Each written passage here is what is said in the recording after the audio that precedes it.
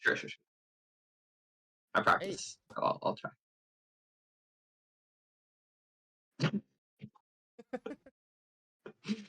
hey, you got it. All right. Hel- Hello, everyone. Welcome to Felty Blood 14. It's looking like it's going to be a very stacked bracket this week with newcomer Hardbread coming in, along with Alchemist of Atlas, Skeleton in here, and coming off of some Felty Blood performances, we got some returners. We got Snake in here. We got Miku Fan, Gavin 2, our Bobble. Looking like it's going to be a great tournament. I don't think our I don't Oh, is our Bobble not in there? Is that like on that?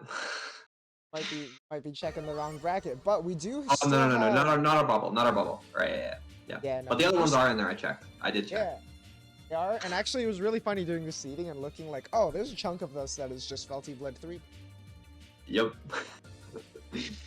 First up though, we do have some one player who is in Felty Blood. We have X3 up first. It's funny, Maddie has been playing kind of on and off, but was actually banned from Felty Blood because she got top 4 in one of the TMN brackets while those were running. Oh. Just like entered one bracket, first bracket she entered for the game, got 4th place with the Cialco. A pretty strong up and coming younger player. Picks up fighting games pretty quickly. While Yeah. True has been playing on and off a little bit with friends for some time. He's on FALCO, now on CCL. And I think did pretty alright in Felty Blood. Yep. Absolutely. We are synced up already. Um. Real. Yeah. Looks like. All right, getting right into it. Sick. Let's go. Oh, the C Coma? Oh. Okay, Maddie did tease earlier that she was gonna play the C Coma. I didn't know if she was for real or not. You know, she jokes around a little too much to them. Yeah. Word. Okay. See, come on. I like it. Especially, so for those who don't know, Maddie was also a really good BlazBlue player. Played Carl Cloak.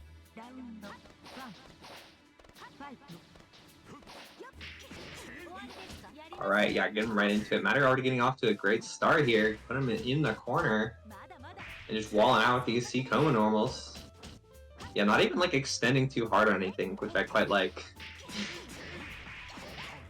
I've never seen a C coma like give the impression of an iron wall so much as I have here. Most of them are like, you know, going in and doing all this shit. And that is just like, no, I'm gonna space you out with these big ass normals with my big HP and my big damage. True, and I think especially when you come from other fighting game experience, it can be good to like just already know that even though you got this command grab, got a good step dash, you don't always need to force your way in. Yep. And I mean, it's working out already, taking a confident first round. First bracket on the character too, like, I don't know. True, yeah, has only 3 outgoing brackets so far. Alright, but now it's True's turn. Getting the hit in the corner. Yeah, that jump let her land a button on block, but she was not able to. Still in jail. Ooh, dangerous tech.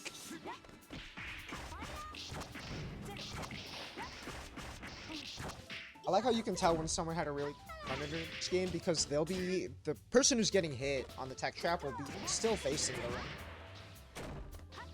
ring. Yep. Ooh, and the barely delay bait. I like it. Okay. It's off a classic shield moment too. C-Moon, sometimes if you want that EX shield, you just tap it. Yeah, because remember, if you are holding shield and you press a button, that will cancel your shield.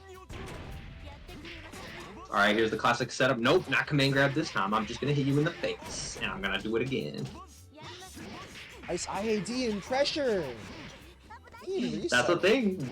We've been talking about this, but these experienced players, you can tell, because when they miss a beat, they get right back on. True, yeah. And I mean, already showing why she was banned from the Felty Blood series. Very rare you see a relatively new player hop on another character and express fundamental. Oh, so... Outspacing the air throw there? Sheesh. Finding another good touch, just not quite finishing these. Oh, but we got the Monte ball! We got the Monte ball. Alright, no one's ready for the Monte ball, though. Listen, you might have fundies, but no other game got the Monte ball. Hey, Yo, not even the reversal command grab, we're just doing back it? in the corner? Just the wake up command grab for no reason? It's to send a message, you know?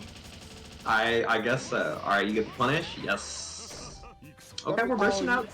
Okay. Yeah, preserve that momentum, finish it off. Oh no, now you're in a bad spot. Oh.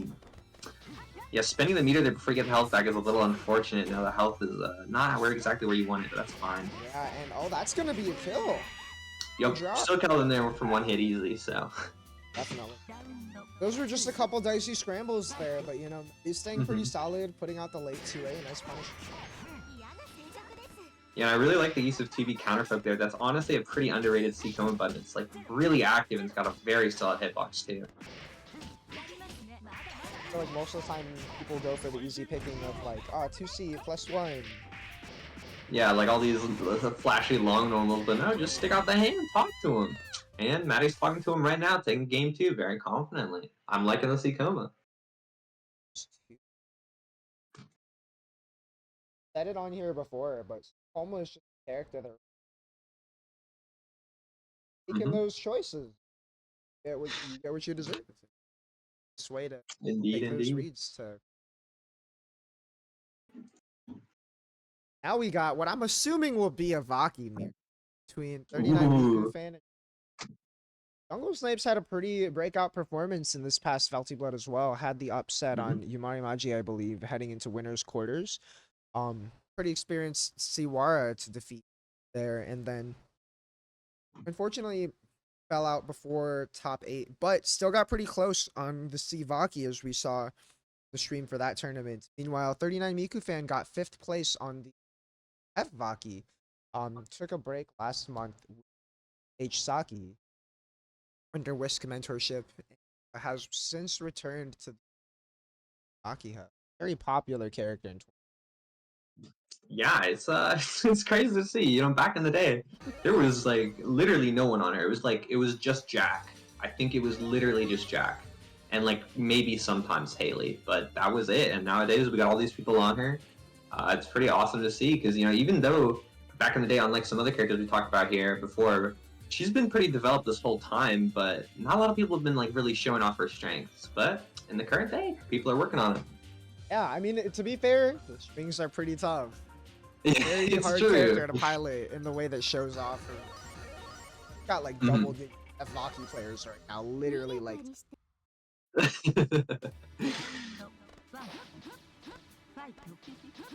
Jungle Snipes like played F Alco that wing. Now don't call that fake. I know you were on the F Alco for a while. I fought your F Alco before. Alright, lots of evasive movements so far, but Miku fan's finding the first here with a solid damage from that. You know, that's that F Vaki damage versus Vaki HP. Here's the corner pressure. Oh, tried to chase down with the JA. Did not quite get the height right for that. Vaki is pretty good at evading herself. Yeah, absolutely.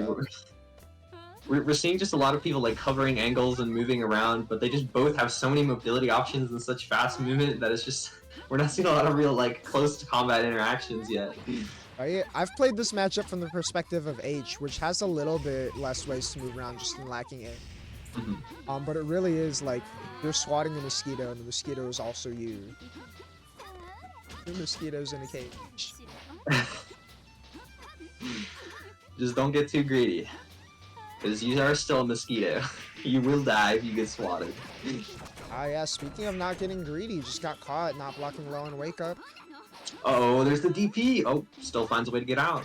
That does have pretty low recovery for Vaki. Trade. Just barely taking the life lead. Do we have enough time to make this back? With that head So close. enough? Yep. Wow.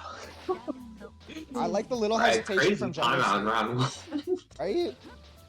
Already. I mean, what would you expect from the Vaki mirror, though, right? We're just talking about how hard it is for these characters to catch themselves. Yeah, either one of them is going to explode or it's going to be a timeout. That's what I think. Speaking of explode, rare high damage combo from Vaki. Yeah, this could be the rare Vaki 3-touch. You lock down in the corner with these IADs coming in. Alright, far out to avoid bunker. Almost got the conversion. The confident walk up on God. I like that little fade back, using that last air dash to have another chance back. He's looking a lot more confident on attacking. Oh, but now it could be Mika Fan's turn. No meter for IH though. This way to just escape to the corner. Add a little Yeah, life lead. Mika's All you spending gotta a do is lot of hold it. time on the ground here, trying to look for anti-air options, but I don't know how effective that's going to be against Sivaki here. I mean, maybe you can snipe with like a JB or something, but both of them just have so much movement that I don't know if that's the position you really want to be taking.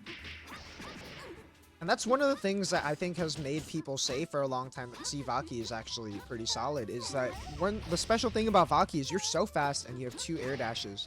Sometimes hitting this character when you need to make something happen is a lot about calling out her movements that aren't. Alright, yeah, and then using the EX there to get into the corner, but unfortunately was too high for the 2C to connect there. That's going to be a really unfortunate loss of momentum. You find a way back in.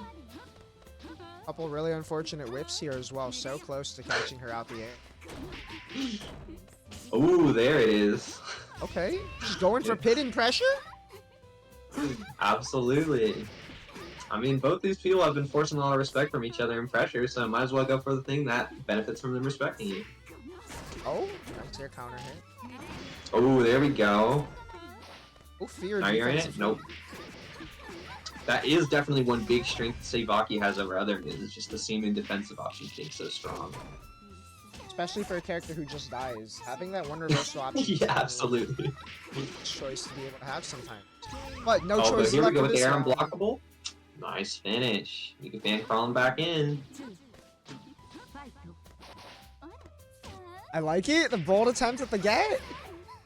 I mean, yeah, that's kind of what you got to do, because both these players are just like, you know, I mean, they're being a bit active, but a lot of times they're just kind of hovering about in the air. And one of the best ways to call that out is with Gat, because even if you hit him with like a JB or something, you're not gonna get a combo from that. Like, they're just gonna be fine. So sometimes Gat is a really good call out option. True, especially for hitting people. It hits deceptively high above you. It really does.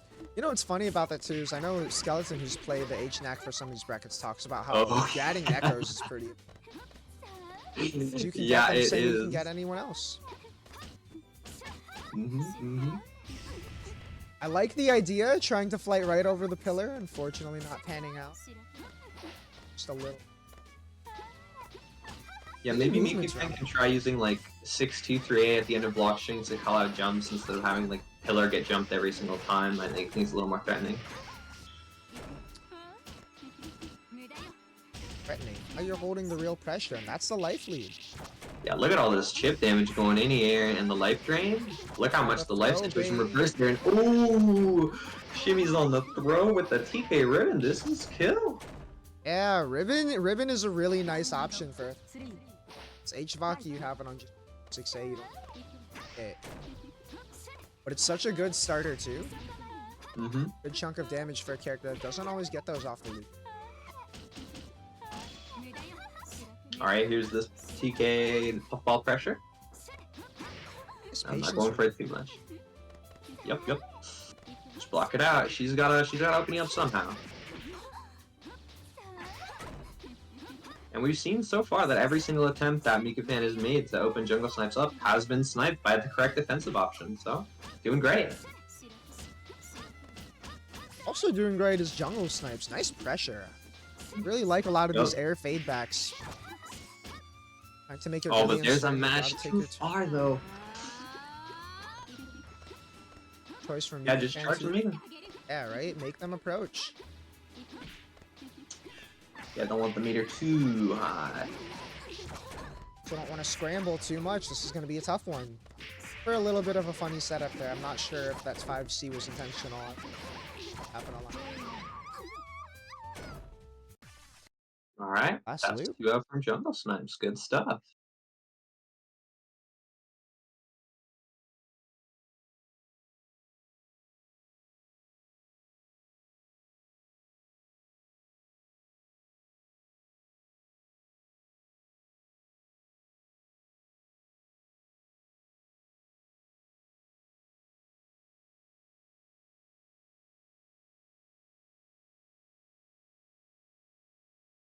That was such a funny matchup. Yeah. That is such a funny matchup. Honestly, like, it doesn't matter which Valky moons you pick. You throw 2 Valkys in a room, it's gonna be hilarious.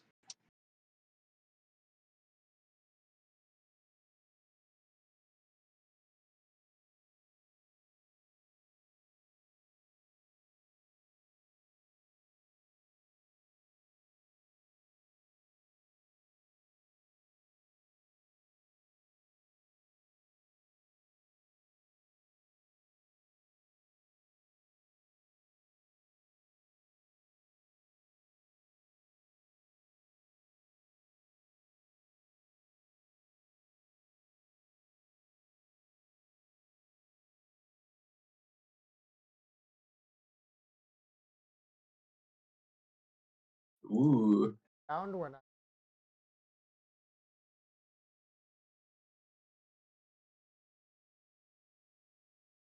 Mm-hmm. I think is out Yep. of recent top 30. I was top 8. Yeah, York has been cooking up a storm lately.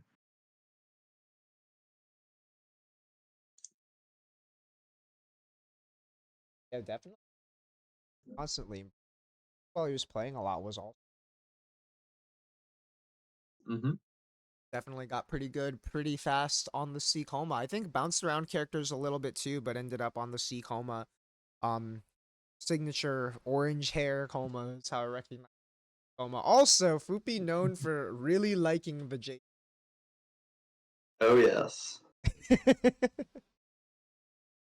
Rather known this one. You know, everybody got their own style. Sometimes you just want to press G236, I guess. Alright. Two players who I feel like from my perspective I've seen have a similar arc of just like posting icons all the time. Oh yeah. Very visible progression. Yeah, love to see it.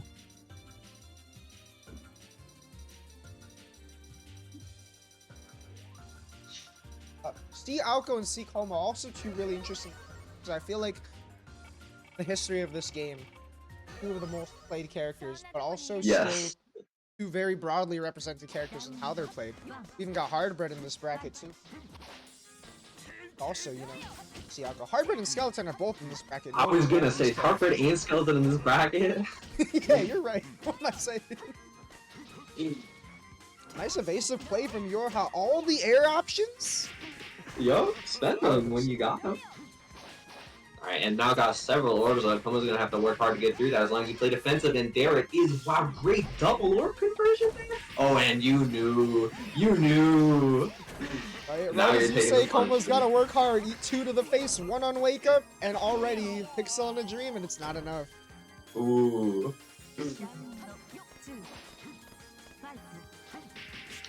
Yeah, Yorha just knew everything that round. Looking like Yorha knows this round. Here's the setup. Overhead. Another one? Oh, fake out overhead with the 5C. What we got now? Plus frames. They got look. We blocked those this time. Classic anti-air wheel kick and a scramble. Oh, and oh my god, the confident match. Have yours feel himself today? Oh, the Foopster is on the run back. And there it is, the classic. And Yorha just gets out. Yeah, I mean, Yorha knows the counterplay. If he does that in that corner there, you can safely tech out. Yup. Can't necessarily press, but you... That is correct, that is correct. Now yours got so many orbs on the screen, like, oh, but snipes it! Blocks the performance, still takes the turn though? Alright, what you got? Oh, the barrel JC, lowering all the way. And just catching Yorha jumping there, placed the orb and got a little too antsy. Way too antsy, in fact. Oh my god. What a scramble heat there. Maybe just expecting Fupi to press the button into that one. His patience. The Fupi lock-in was kind of crazy there. Oh, but Yorha's back on it. Speaking of back on it, dang, the run-up throw attempt on that wake-up? Yeah, but Koma wake up too slow, unfortunately. That would work on like almost any other character. Right, especially when that meaty jump. Right. Oh, and what a conversion off the counter hit. And now we're getting into some funky stuff. Oh no, not your classic peck and the wheel kick. Not this time. Fubi's got Not the you. classic let you tech out the corner. Doesn't matter though. 2-2-C. One more hit. The Fupi ender. And then, yeah, at that spacing, you do not really want to be teching. That's far too risky. Good stuff. Good stuff. Wow, Fupi really turned that around. Like, round one, that was an insane round from your head. But Fupi is showing, like, no, I still got nothing to worry about. Poopy's just totally unfazed. Yorha gains so much momentum and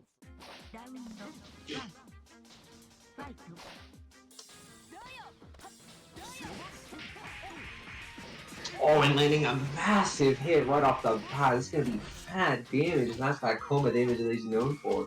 What's up next? Got some staggers. Oh, and the redash from Kame grabbed that 2C's overhead actually hitting on Koma. That's the first time I've ever seen that. Just the 5D, wait 5C to close the round out with a perfect. Poopy, you're crazy.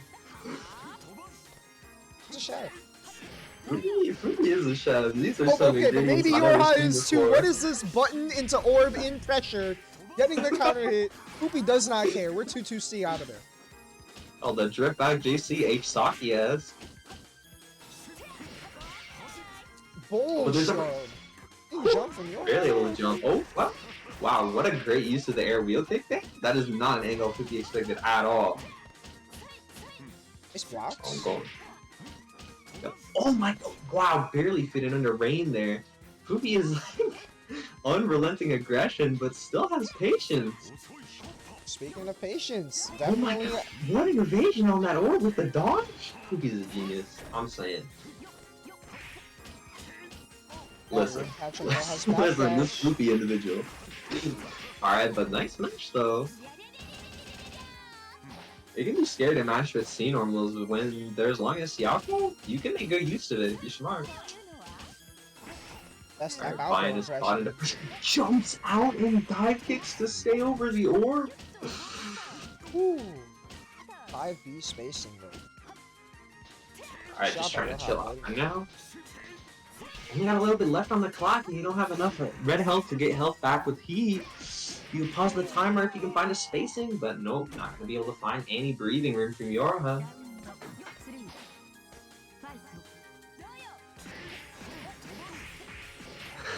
Alright, I mean, Fupi's are looking in. Not the kick ender mid-screen, they can see like nothing. Oh, almost convert off the counter hit there. I actually don't know if 5D links there. Oh, and wow, Fupi is gonna finish that off with a perfect. I mean, Yorha has some really amazing plays there, but Fupi train is just can't be stopped today, it looks like. I'm looking at Poopy was forward to great definitely things. cooking. Yeah, I think one of the differences there though is like Poopy just playing really solid. Felt like almost actively baiting Yorha to do something. Had a lead. Talking.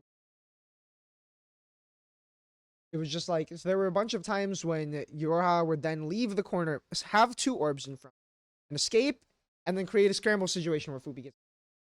You do have to be a little bit worried of like Fupi at one point early in the set, just close spacing. But you know, you don't necessarily have to watch out for that so soon all the time, especially when Koma needs to still get in C to connect. Great stuff to Fupi for just staying solid and Yeah, absolutely. which I heard a little bit late. I have no idea.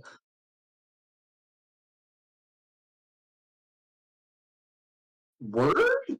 Yeah, so pretty big God damn. Okay. See how it is. Yeah, definitely looking forward to this set then. I don't know how to declare. uh happened a couple of times. I've been encouraging I think or actually I should probably have mentioned placing I've been trying to put the tournament past result Oh. that for when, especially, you know, like we got EX. There's that opportunity. Past result.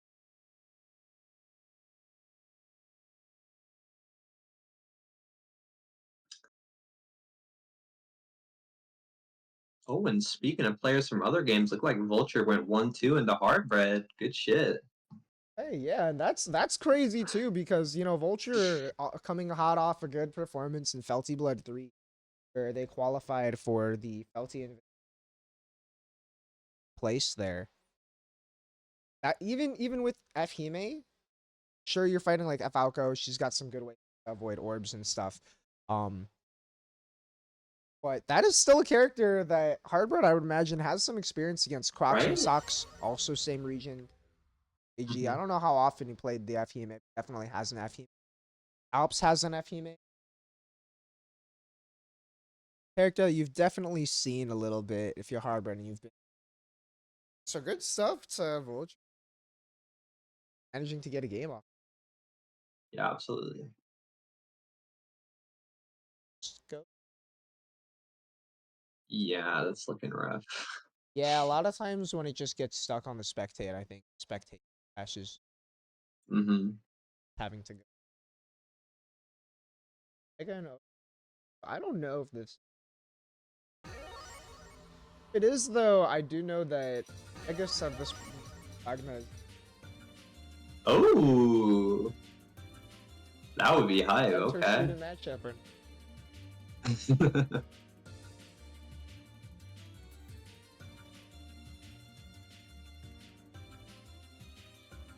Dark as the caster name. When I was trying to suss out who this person was, I saw it there and all the other servers tagged, but some melt. Some other fighting games. And you know, if it's someone who's played the game a long time ago and has been playing, she definitely is someone will be able to cook this game. Oh, is this Fhime? Oh, it looks like Fhime to me. Got Vulture and Vulture. This is just Latin American Vulture. Other anime player coming in and playing Fhime? That's I crazy. love it. Honestly, like Fhime is a character that Melty Blue players will tell you, oh, easy mode, you know, she hits the anti-air, she hits the geyser. But I think something that is underrated about the character is how much she rewards you walking well and placing yourself on. Yes. Got a fast walk speed, but it matters so much how well you can place yourself in position for those anti-airs to poke people out on the ground to begin with. Yeah, absolutely. That's what we were saying the other day in all those Felty Blood sets. We had a good few Himes in there, and the ones that did the best were definitely the ones who just positioned themselves the best instead of just, you know, point and clicking with some abilities. Yep. It's really not as simple. Yep. Alright, yeah, but looks like Fhime versus C-Arc, yo. These two characters are also really interesting in this matchup to me because I feel like they both are two different flavors of strong aspects of the game. C-Arc, big damage on hit, reliable Oki, always gets a chance to safe jump, right? Has a DP that you can convert from, really high health, but is the most interactive of the top two. It does get into range where she has to play in your face. Good EX shield can wreck sometimes. Fhime, really good at walling you out. Easy conversions like this. Maybe cheeky Speaking mix-ups. of, great 5D angle there. Oh, it didn't go for a tech trap, unfortunately. Tried to go for some flight Oki there. Yep. Alright, just block out the Rekkas. Oh, nice anti. That recovered so fast. Yeah, and you know they were churning like that they're on DP. top of it. OTG. Got, yup. I mean, I don't know. They're looking like they know their stuff.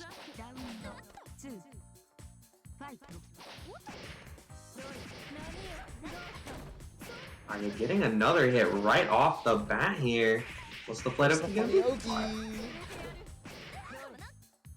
I feel like flight mix, even if it's hard to make it an unseeable 4K, it's still a high-low.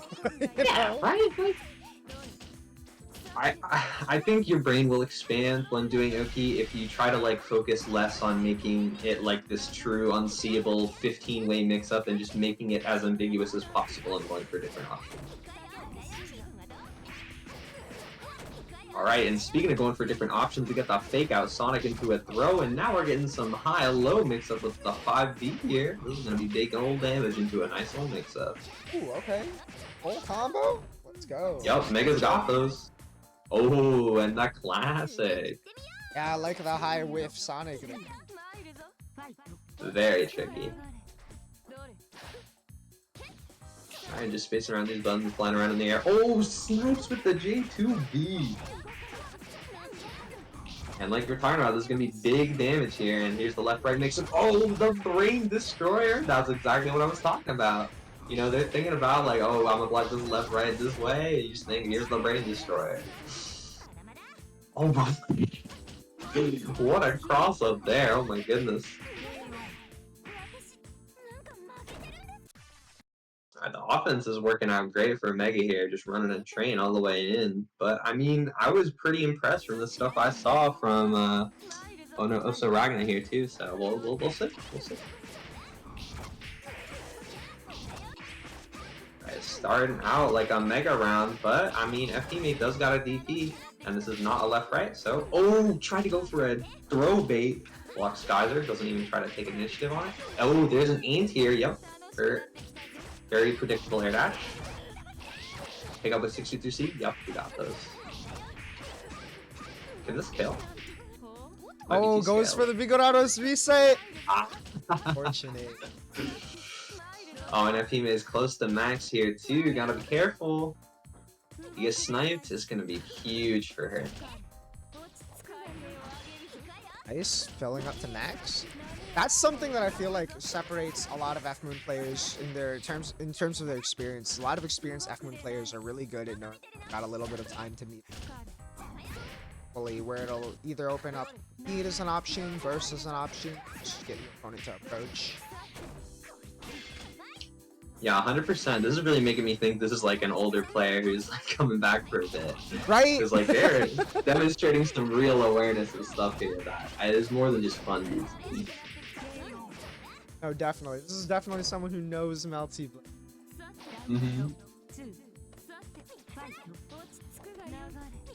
Oh, Alf, do you know who Oso Ragnar is? Alright, we'll flight mix. Yeah, getting into it. Yeah, so here's more just like playing around these distances, like, because we've talked about here how CR does have the weakness of limited range, and that does kind of come into play here. Like, she might have these big hitboxes, but they're not going to be challenging, you know, FP hitboxes at tip range, so she's going to have to work on her mobility a lot.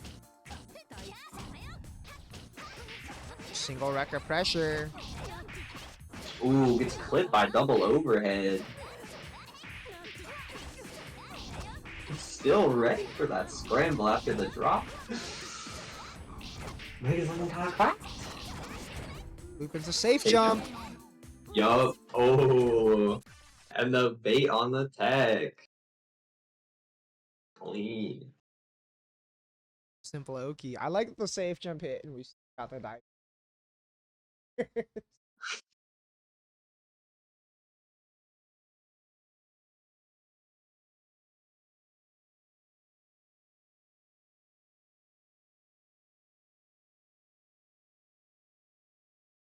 That Whisk already pinged opponent to play,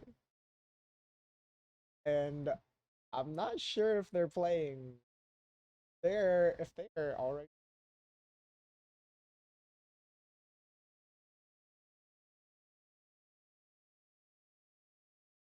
Alright, someone call a rider.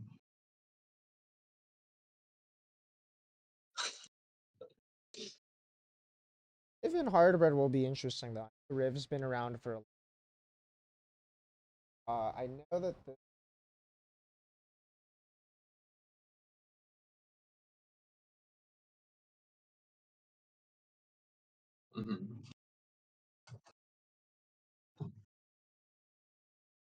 Alright, yeah, Wisp just finished playing, so.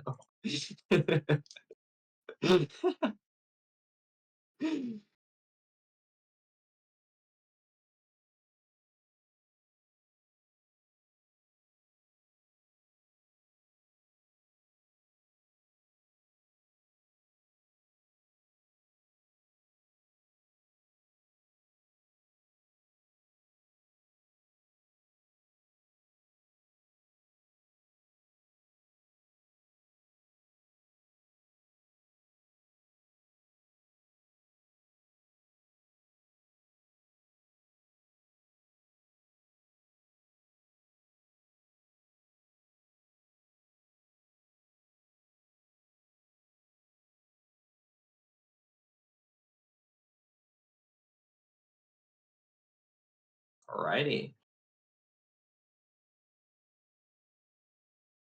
Mega's on a roll today so far, but Alchemist of Atlas is a very strong player, so I look forward to this match. Yeah, I mean, Alchemist of Atlas, I think, just got second place at Hmm.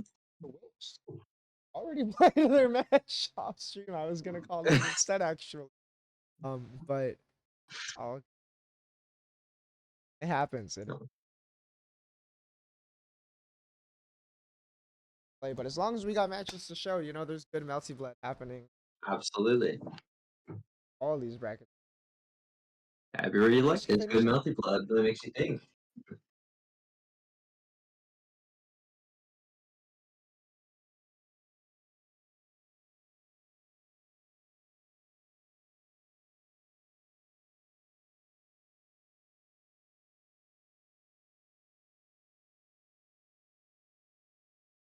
Felty Blood definitely on the rise. It's crazy. I think we talked about this recently, either on Felty Blood or when I was streaming with Arkema yesterday. But it's crazy seeing how big this game is. A lot of people Hmm. up the tier list because being more even in Felty Blood, seeing how top to bottom in their bracket was incredible.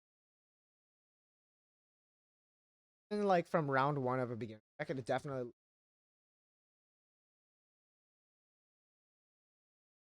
Yeah, it's pretty excellent. Back I say this all the time. But back in the day, it felt like there was so much more of a curve for these beginners because there would be people coming in and they just pick it up and they learn everything at a time because there's not as much dissemination of information as we have today. People are adding so much more to their game that just didn't really get talked about much back, or even just a couple of years ago. It's great to see. Now, like, we've got triple digit already, and Yo, I'm really wondering how early we're gonna see like real competitive sets in that bracket. I feel like normally at oh majors, yeah, like last Frosty, 100-person bracket, seeing the hype sets like a few rounds in. I feel like it's the way the live yo. game.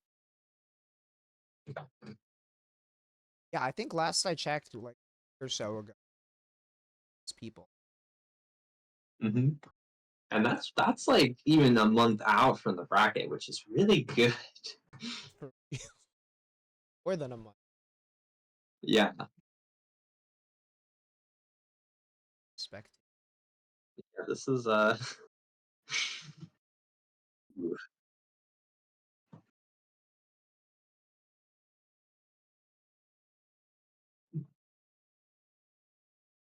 Mel. always Milbro.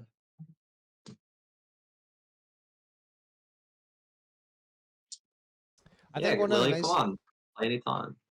especially just posting IP real quick in LFGNA, a lot of time.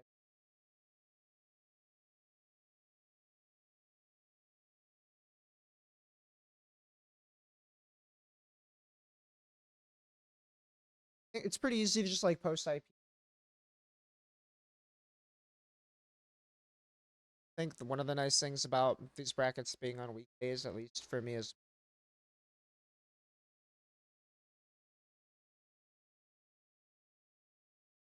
Hmm. a lot of people actively so many times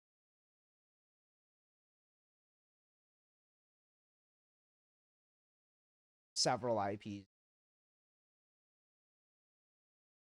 What's up with my oh. That's weird because your mic is fine on my end.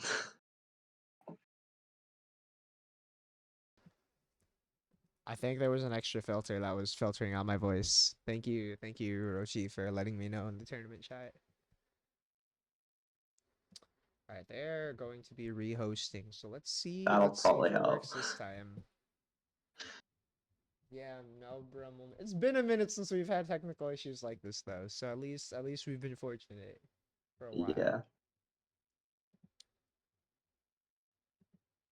Dang, violent bracket. I'm looking at some of the other sets in the bracket, and it's one of the reasons why I think brackets can be intimidating because like the numbers of the results can feel difficult Hmm. sometimes, but it just shows you how competitive the game is. That Player like Rump ends up going 1-2 in this bracket. Yorha beats them in round 2 of losers. Why is that happening in round 2 of losers? This is way too That's competitive crazy. to be round 2. Snake Vulture was also round 2 in Snake's favor. Nice job, Snake. Snake did beat Vulture to make second place in Ooh. Felty, so repeating that again, that's how you know it's real.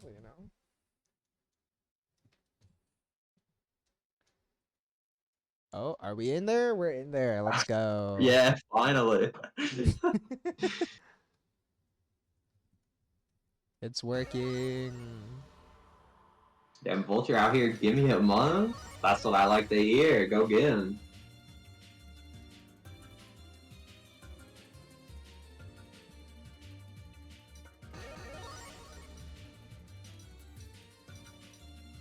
Alright, yeah, we're definitely in there, syncing up. Finally sinking in. Right, and I know that Both these these two have people played a going decent at it. amount in the Latin American brackets, so I've heard. I know Alpha is very frequently a top placer. Oh, that's the sink. Yep. It should be ready to go. Alright, head to the ALC stage. Oh, is this the ALC stage? Nice, I did not know the lore. Oh, different color for Mega this time too. I'm a fan of this color. I've picked it a few times. Yup. Ah, the Right, Alc going in with the multi-hit! pressure. Pushing them to the corner as Alc likes to do. Just carry them all the way there with all of her pressure extensions. Because when she's got you cornered, she's got so many plus normals, she's got fast dash. She's pretty solid. Yeah, and right as you say that, dash into throw a couple times in a row. Yep. Nice dash out. That's definitely counterplay you develop from experience. Yup. Very clean. Simple safe jump. Yep. There goes for half charge mix, but gets blocked. Excuse me? I like the idea of the Rekka to just stop the run out. Why did that happen exactly like that? Always. Oh, really unfortunate drop there. Okay, but close it out. Thank you. Nice hit confirm. Just keeping it simple with the fast Rekkas. Yo. The lean color true. Oh, round start air throw and the good confirm. Not even spending a wall bounce there. That's how you know you're slick. True, Mega can't put down the cup. Oh, right as I say it. All about the elbow into frame trap. Oh no, lots of drops here. Yeah, unfortunate. Here's the ring setup. Yep, you go low. More pressure extensions, and you're already to the corner. Good grief. Okay, Yeah, but DP no out. fear from Mega though. I like the DP. Yeah, I gotta respect that. Right? You Oh. got, I mean, you got this much health on the table against a character that's not always pumping out good damage. But there the empty low gets right? hit. You got a ring set up mid pressure and gets beamed by that overhead. Nice trap on the jump out. What? Alright, Valk is about to hit max, so we're gonna see what the meter does there. Yup, just bursts out once this round, for sure. Yup, just that redash throw. Didn't afford to lose that one and brings it back. Very clean. Just standing still around style. You dashing around me, I don't care. You're still next to me. Right? And Mega did get helmet check by the overhead, unfortunately. Oh, we just run up in there. Yeah, you can just run past those things. They do not cover everywhere. Oh, we get the loops. Oh, Sure, it does take longer to yes. start up than you think. But goes behind the bunker to bait it out. Wasn't fully in the corner, and now you are dead. Yeah, I guess Mega might have just swapped block at the wrong time there. I feel like even though you don't get the realest mix-up, per se, off the rings, you still get enough time to just control where you're going to position, right? Yeah, Take right, it's advantage very of the safe. plus frames. Just hop to the other side. You're chilling. Oh, but nice shield DP, and now you're in the arc corner. We're getting the Sonic pressure signature from Mega with these TK Sonics. Wow, rare instance of CRC not having 100 meter to pick up there. Nice Right? anti-air. And speaking of meter, we're going to be building a lot from this loops unless we drop. But I like going for it regardless. Alright, keeping it simple. And there, the empty low mix is working out. That's going to be a nice, big, juicy hit from Mega. Here's the left, right. Oh, no, you're just dead. Word. Yup. Okay.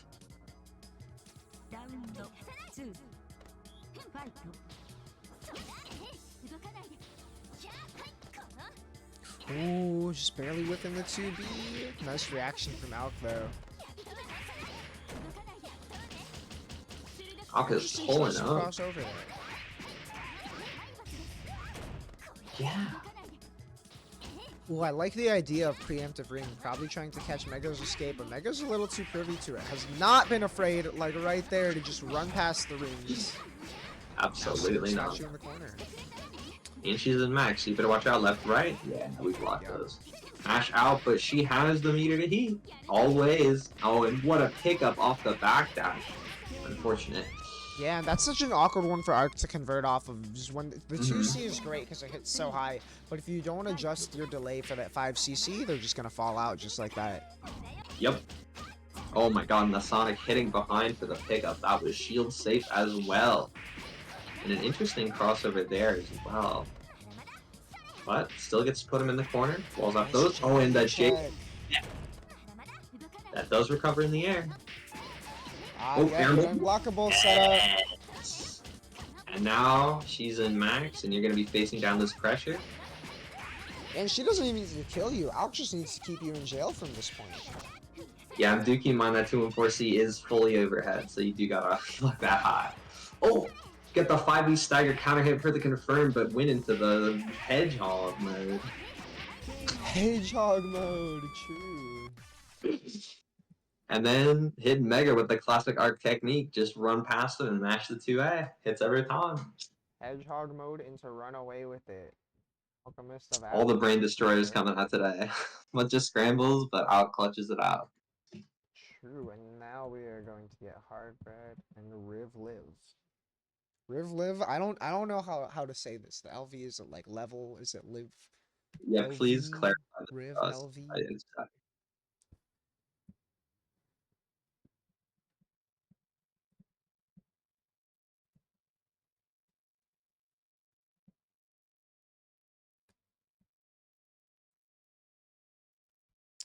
I know most people just refer to them as Riv though. Hardbread Riv is definitely one I'm really excited for. Hardbread got upset a little bit before top 32 at Con, was just one round off of it, but you know, not long before that I think got second place at one of the recent Fuck Fests this year. It's just been playing, been playing pretty well for years and years. Really cool to see the first appearance in one of these midweek brackets. Yeah, absolutely. We'd love to see new faces every time. Pop in. You're never too weak, never too strong. Get some experience, have some fun. True, yeah. All of the Algos have now been in one of these brackets. We've had Hardbread. Yo, is that like Noah in the chat? Yo? What's good, Noah? A Riv LV, okay. Oh, okay. It's level, but you can read it like LV. Gotcha.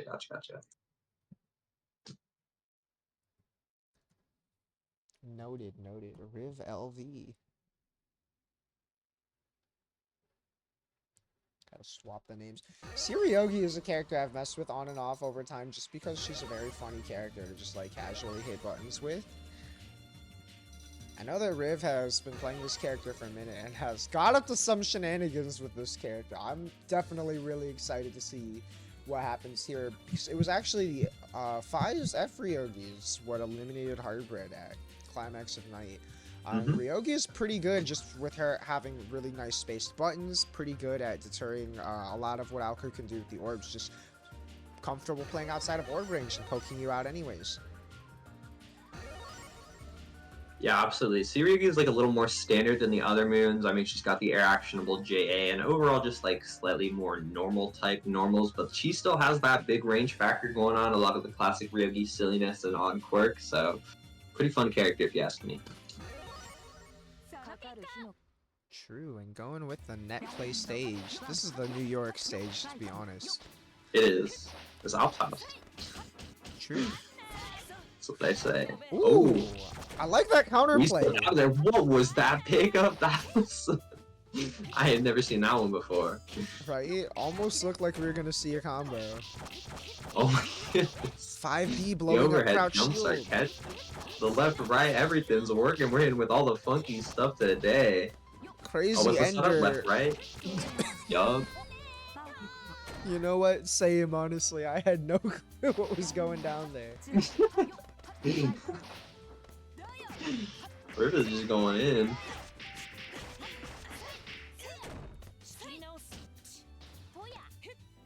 Alright, but now it's Duke's turn. And like Riv is already demonstrating like so much ability to play around these orbs. Oh, but it's sniped by the rain there, tries to go in. Ooh, nice orb to trap the jump. You know what's crazy is Riv's blocking is so good, but Riv has also seemed like he hasn't stopped moving. It's just like has the fuzzy so tight. Right? Like every time I'm watching Riv move, I think I'm watching like some novice combo movie where they're doing all these unnecessary movements, but it's all like makes sense when I think about it. Right? Yo, the cross up Like, JV! Into And the we got side the spot! swap circuit break, and we got the left right. Ooh, smart dodge to bait that. Yeah, because if you whiff cancel into that, that's gonna have enough recovery that dodge is just gonna recover and punish you. Very underutilized in my opinion. Yeah, I like that as an option when someone is just flying around you a lot and doing stuff like, alright, let me just take a moment to, even if you get hit, it could have cost the match, but you know, take a moment to just figure out what's up. Gotta be wary of burst there in the middle, get that knife back, sneaking around all these alpha options. Oh my god! We doing F Ryogi combos? Oh, just picking up the knife back and kick throws in the air with Ryogi. Yeah, I like the air take throw there. Crazy setup. That's something that I feel like you need a lot of experience to be aware of too, because if you whiff the air throw, you got mad recovery coming down. That is a big risk to take. Ooh, nice orb And another movement. thing we just saw that I really like is taking the decision of like Ryogi's air throw is not very advantage even on a slow wake up character like Alco, so just like moving in, creating this unfavorable situation for them where you're going in, they have to respond to that. I think that's a lot better than just trying to like meet them far away with mids. Oh, for sure. Oh, we Also, have I the like charge that low idea. knife toss? Yo, low profiling the God. beam as you pick up the knife is crazy. That's Also twice now Riv awesome. has done that, and it's wild. Like, I can't, it might be on purpose, honestly. I think it is. Oh, and the again, Riv is my all God. gas, no brakes. Right?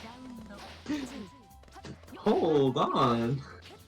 I have never seen a Ryogi play like this before, let me tell you. Oh, and back! And that's just to catch the tag perfectly. And now you in the Last corner. match started off this way too, but Hardbread was able to play solid, build the wall, and come back. Absolutely. These experienced players are not getting phased, let me tell you. Yeah, already like a couple scrambles going on, and Hardbread And there's still the positioning. Necrotech after rain. That's so interesting.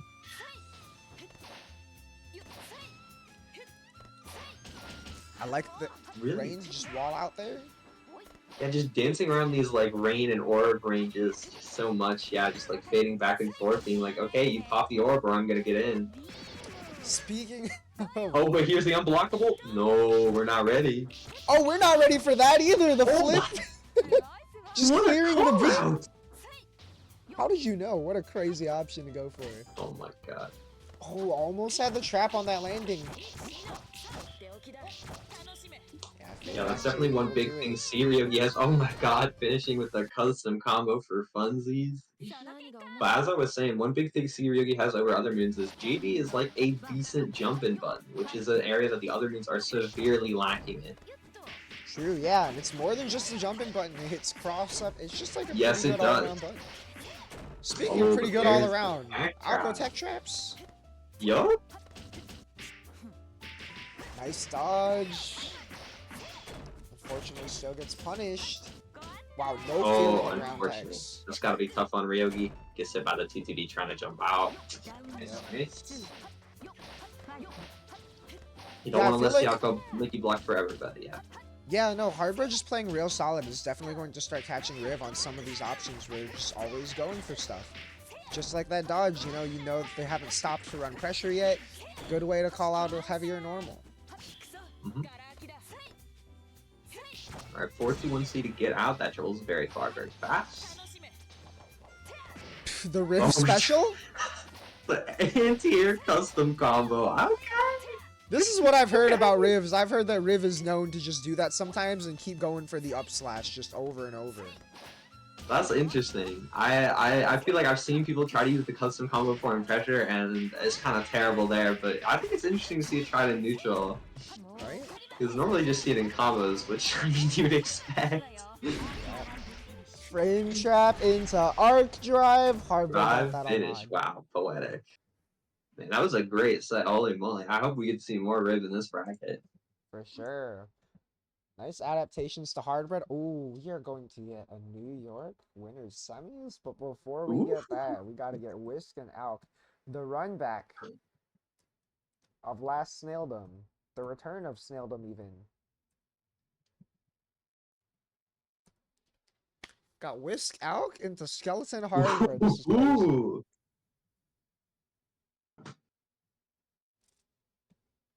Correct me if I'm wrong, but when they played in the Snailedom finals, Whisk won without the bracket even being reset.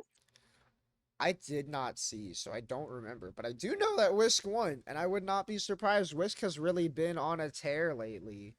Oh, yeah. I mean, top 2 each of the last 3 midweeks. You know what's funny is top 1 was Council, and Council is not in this bracket, Oh, unfortunately. yeah. And We're I was going to miss, talking to might be Whisk. Whisk's time then. Yeah, right? I was talking to them not long before this, and they're like, it might be my time. Just trying to gas them up. But first, No gotta chance make for it the through a comeback. couple more people. True. Yeah, gotta make it through, and Alk coming off with some momentum here.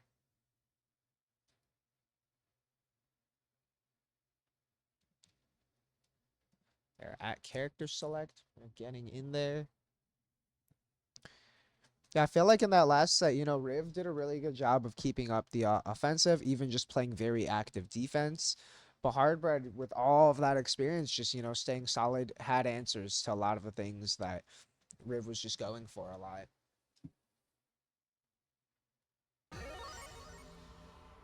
Speaking of having answers, Whisk and Alk, having played so recently 2 different moons of Safeku.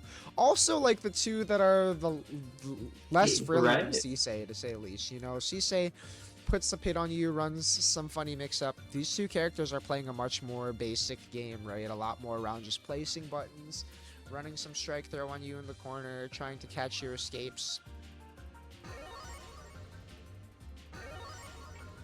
Alright, Riv is asking if they can play. Yeah. Alright, yeah. It was so funny seeing the Snail top 8 graphic, and it's like the 2 top characters are Seifuku, neither of them are Sisei. But, I mean, when they're played by these people, they make them look strong. Right? I mean, it's just another thing that goes to show you that in this game, even if characters are stronger, because you so often just have to select against the other person, if you're comfortable enough doing that on whatever character, you can do it. And speaking of selecting against the other player, we already see the clean bunker bait into the tick throw, because the ring does have surprisingly little block stun after it goes away. Very sneaky. Right? And Whisk, known fan of the safe Q command grab as well. I feel like that's going to be a really important tool in this matchup for both players. Oh, I tried to go for a 5-8-6-8 combo, but too far. But still, it doesn't matter, because as backup, we get this H-Saki pressure until they escape. Gotta get those clean EX cards. Oh, looks like Whisk is flubbing a little bit. Alk's finding the way out. First run goes to Alk. This is winner's semi, so it's only going to be first to see this time. Oh, speaking of what a winner's semi set to have. True, yeah. I mean, this is grand finals for the last Netplay bracket. Yep. Oh, unfortunately it doesn't combo, but Whisk backdashing out. Yeah, just one backdash doesn't do it. 2 will do the job. Unable to confirm from that angle and height. Whisk Stone Hats out the corner one off of these JAs. And we're seeing some of that defensive play that Whisk represented against Console with the pits. But Alk, on the other hand, Did all this off of just running all the way in. Yup. A bit of a risky bunker from Whisk there.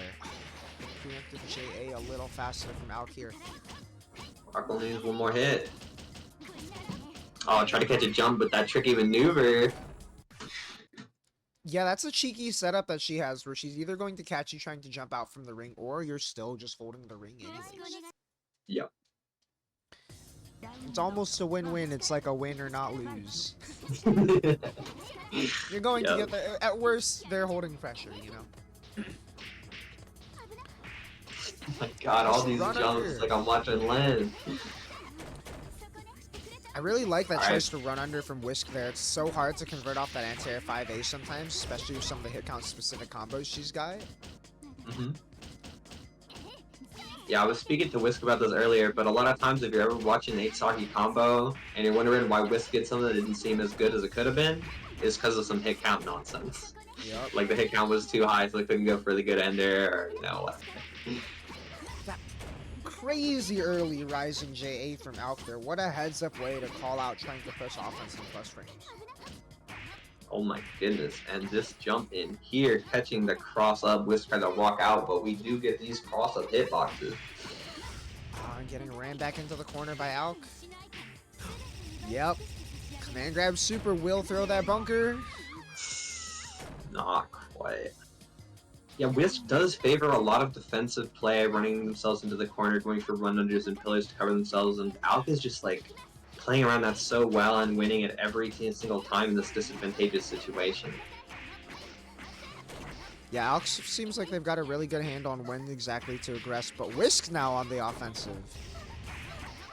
Yeah, I think Whisk's offense can definitely work out here, but just need a chance to get it really going, unless you're just going to let them walk out like that. Yeah, great heads up Stone Hat. Consistently baiting these bunkers too. Yeah, Whisk has been like, I feel like a little bit more impatient than we've historically seen with the bunkers, going for them a lot more mid-screen.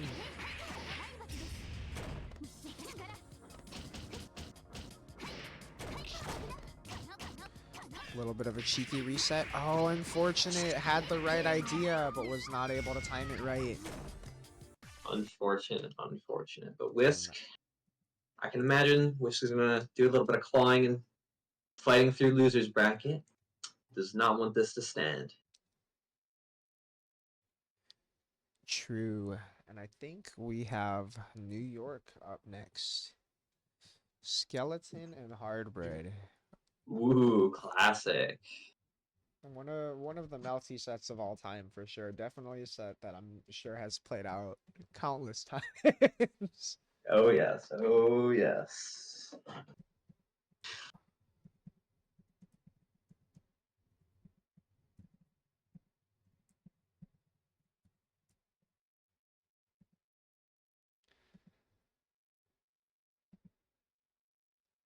Let's see. Yeah, Skeleton Hard, but I mean, not much even needs to be said about these two, right? We've already seen we started off the day with Sialko, C Kalma. I imagine these are the characters we're going to see again, just, you know, from players of this caliber pushed to a much further level. Skeleton, NA's finest. Hardbread, another historically one of NA's finest.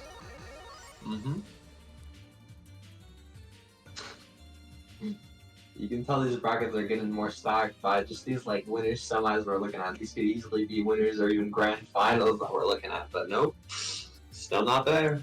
Got a long way to go. Right, and we are already synced up. Let's go. Nice. Getting right into it. And this is yet another, I mean, we were seeing a C Coma C Alco matchup earlier in this bracket. If they want to study some tapes, we got it right here for you. Right? It's crazy how even on a day when we have a smaller midweek, one smaller bracket right now is still like 20 people, which is pretty good. Yeah. But also that even on a smaller day, we get this in winners semis?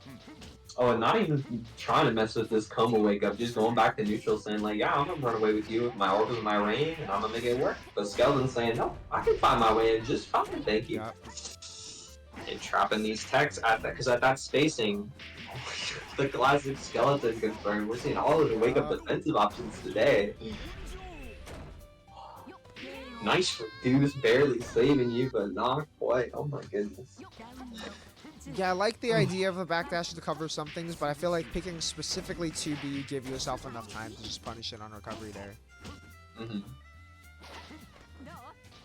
There's so many options for seeing this that are like I said, these players not only have they played each other a lot, but there's some experience that like we're seeing these high layer options where they're not even just in the player matchup sense, but just like they know what's up. Right? Period.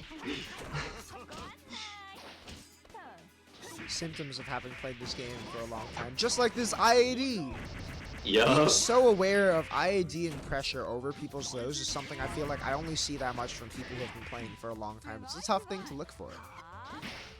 Yup, and Skeleton blowing through with the classic TKJ236C on Oki, but dude couldn't find the shield to punish it, unfortunately. There it is. Oh, not quite. Yep. And yeah, if you're hardbred, bursting is such a good option there because that is so plus. Yeah, yup. Oh, but we catch your jump out this time, and no freebies for you. Yeah, the little punch doing a good job of just walling any wake-up option, including just a simple jump. Yeah, the Skeleton wisely choosing not to grade too hard on punishing range, trying to find a safe way in, and Duke punishing the attempt. But there's the deep dash in on the rain, getting all the way in. And I like the use of A beam, just trying to keep it simple at this range that Koma's definitely got a redash at. The EX shield? That looked like a 5A startup into shield with cancel.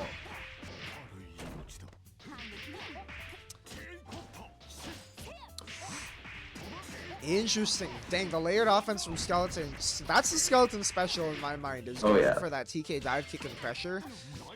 But Duke already so aware of it. Goes for the 6-2-3, but Skeleton ready to bait that? Crazy options. Of course. And those orbs are cleared already.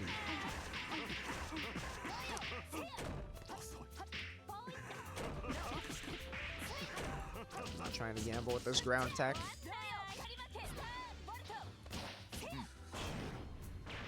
Nice. Empty jump. Let's go back into the corner. Not quite kill, but one more.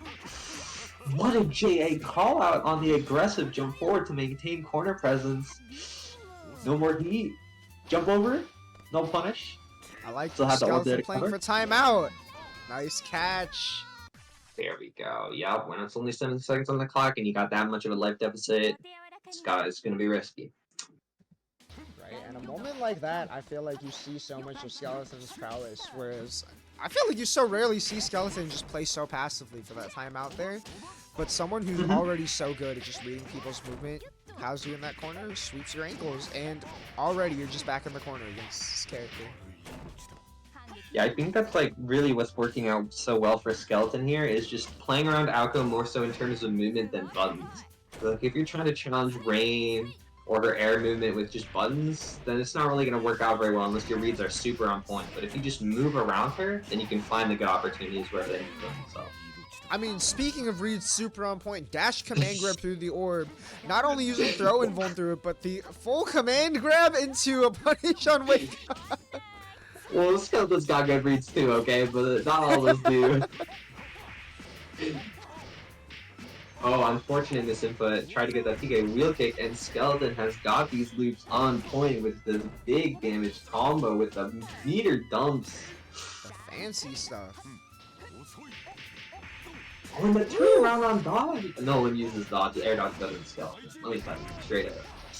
I mean, again, NA's finest might be using all the movement options in this game pretty well. It's crabs true. Oh, but the overhead. Blocking the overhead. Hardbred still got that offense. But yep, at that point you can only go into a special cancel, and at that range, I think the only one that would avoid it is the overhead kick. Yep, and that's just a tough one. Great awareness from Skeleton though. That is going to be 2-0 for Skeleton. Now we are on to losers top 8. Let me notify them ahead of time.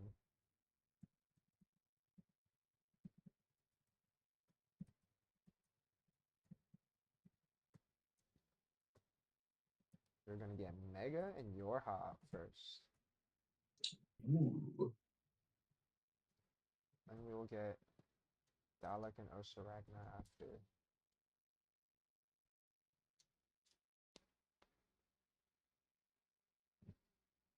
Mega and Yorha is going to be interesting because, again, both these players really been on the come up. We saw Mega beat Osaragna playing a pretty good Hime earlier, right?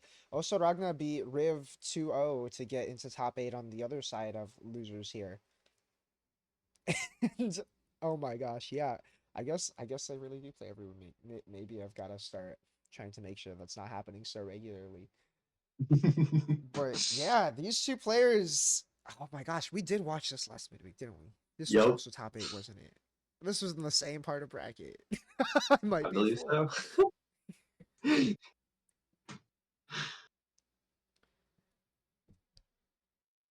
Although I do think this is. I don't even think this was projected from a seeding.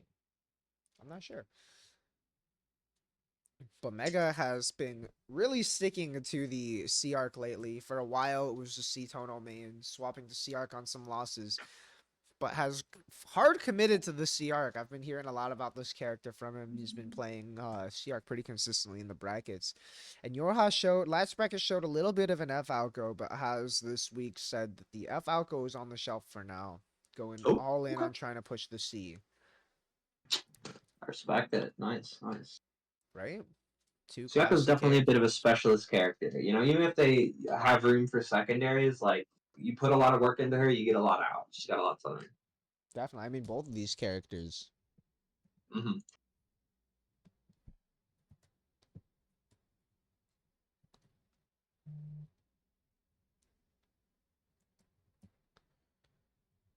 I forgot to put the sponsor tag for Mega.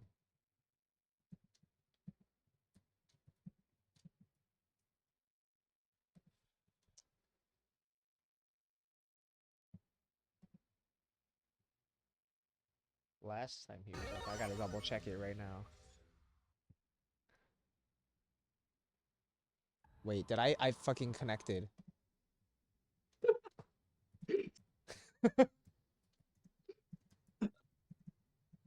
Oh my god.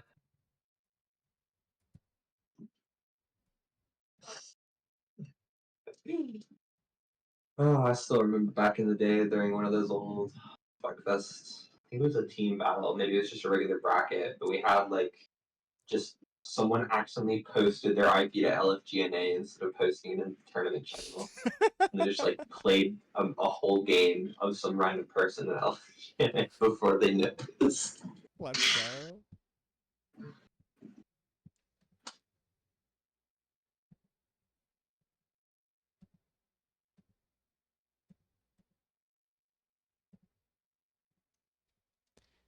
We got for the culture. We got the Spanish betrayed, and I gotta Shout turn out off to Team caps lock. Betrayed. True, team betrayed on the come up as well. A lot of up and coming players over there. Absolutely.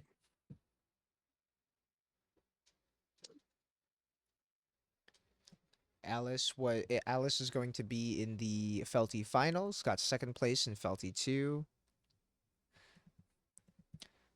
Um, who else? I don't think any of the other. Actually, Snake got ninth in this one. Was eliminated by Mega right before this, but also qualified for the Felty finals. Second place in the previous Felty Blood from this past Sunday. Yeah, Rump also been putting up a lot of strong performances lately.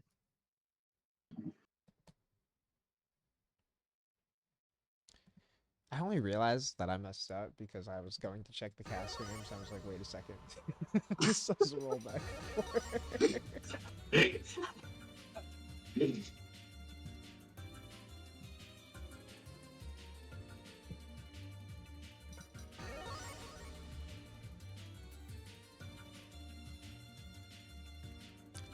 Let's go.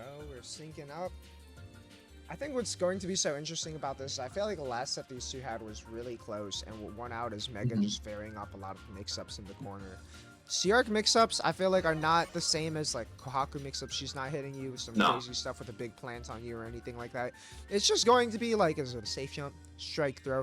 Things that I feel like are theoretically reactable, theoretically easier to handle, but in practice, like, you got to be responding in that moment. You got to have your fuzzies on lock to avoid the strike throw. You got to be ready to block their shield this left-right, you know? Mm-hmm.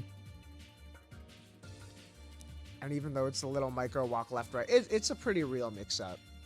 It is. But it is hard to do well. Definitely worth noting. True. And we are going back to the Netplay stage. Some Netplay gamers out here. And already got an orb set up. Arc can move under those fairly well, but just choosing to respect the other options as well. Yep, clear orbs, go in. Yeah, a little late for that air throw, unfortunately. Mm-hmm. Oh, but already actually finds his way back into the corner. Yeah, Now and you I gotta like that deal with Yorha this. is sticking with a lot more of this turtling kind of game plan, but gets caught mid-screen. Nice running from Oh, Mega. and she moves past that orb. I was worried about that, but it worked out. Oh, and that classic Mega reset. Yeah, a little bit of a drop, but doesn't matter. A lot of these corner situations in this game in general can be so hard to tell which side you end up on. Mm-hmm. But ground teching gonna make that a lot more dangerous. I like the boldness Yes. sometimes early on in the set when you've got to check if your opponent's actually able to make that trap happen. These two have played a little too much in these brackets to keep going for these techs. Counter hit, nice defense. Oh, and this is gonna be a big opening for Yorha. 4.5k right there into the corner. The 3C is like a classic Alco jump call out option, and again, Yorha Yo. playing real patient.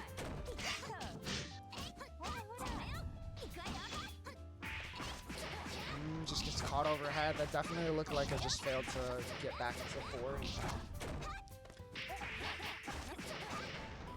Yeah, no shenanigans, just some mistimed blocks. Can't afford to miss too much against this character. Maybe a little bit more if she drops. Ooh, we block those. Yo, the tick throw. Alright, go throw. Any setup? Not trying to be too cheeky. Frame trap does it? Oh, but we go for the EX wheel kick, but it doesn't kill. The easy ender is not ending it. Tragic drop into Mega taking game 1. Had a chance to even that out, but you know, even when the drops happen, just gotta stay solid. Got another game to come back. Mm-hmm.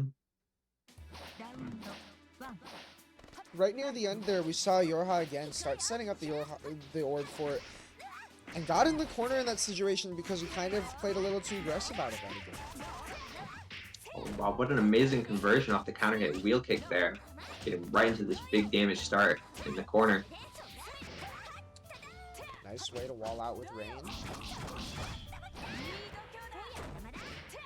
Nice defensive orbs. I feel like defensive orb is one of the things that you see a lot more from very experienced Alco players. When they know that their opponent is going to pick something and gives them enough time to get the orb. It's some really great insurance, and even if they do play passive, then you just get an orb out, and that's even better. Oh, outspacing the heat, real slick. There's that cross-up, yep. You get caught whipping a button under arc, it's going to get real risky to try and challenge in that scramble. ICX shield. Yeah, not trying to get too greedy and get DP chasing the tech that you can't quite catch. Let's finish with Mega.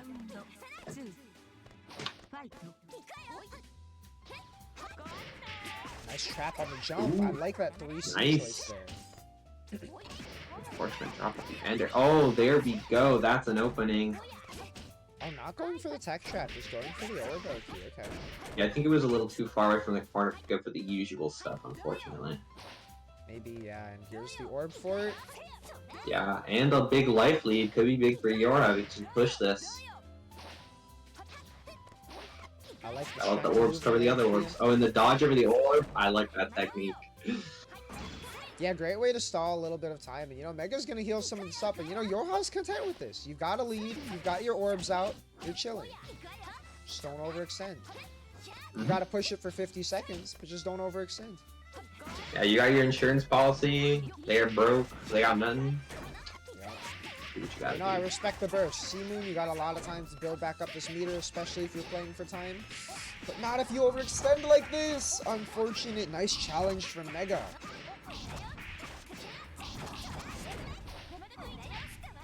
Here's the safe Oki, like we were talking about into the Mega Classic, the new one, but not going for the tech trap after the ender. Oh, and there it is. Doesn't quite do it, but Squill wins in the scramble afterwards. That is the kind of tech trap we've been looking for. Gold orb. Nearly got killed for that one. Yo, charge Rekka, charge Rekka. Chill, chill. Nah, we go in. Nice tech on this throw. Unfortunate drop there, though.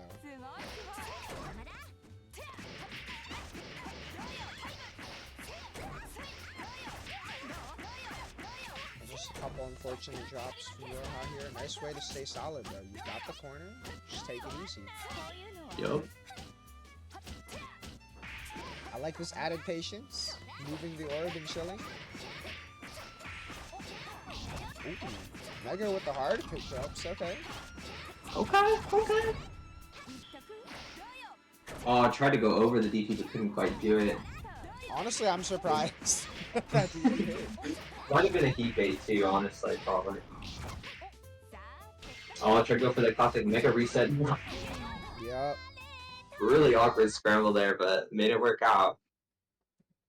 Yeah, I like the idea. Again, it seemed like Yoha was pretty ready for the fact that the reset attempt was coming. Didn't let himself get reset, but did not handle the situation afterwards. Mm-hmm. But nice job to Mega for closing that one out. And now we got Oso Ragna and Dalek. This one is going to be interesting. Ooh.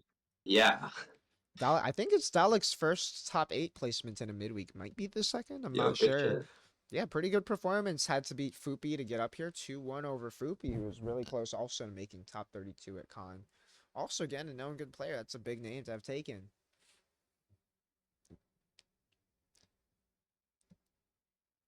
But Dalek Oso Ragna fighting the F Hime. F Hime is not a very common character right now. Tigbub was the primary rep for that character, but has recently taken a break from the game.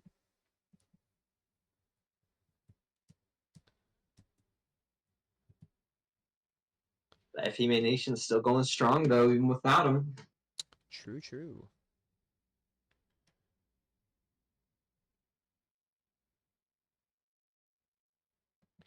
Oh, and a rehost.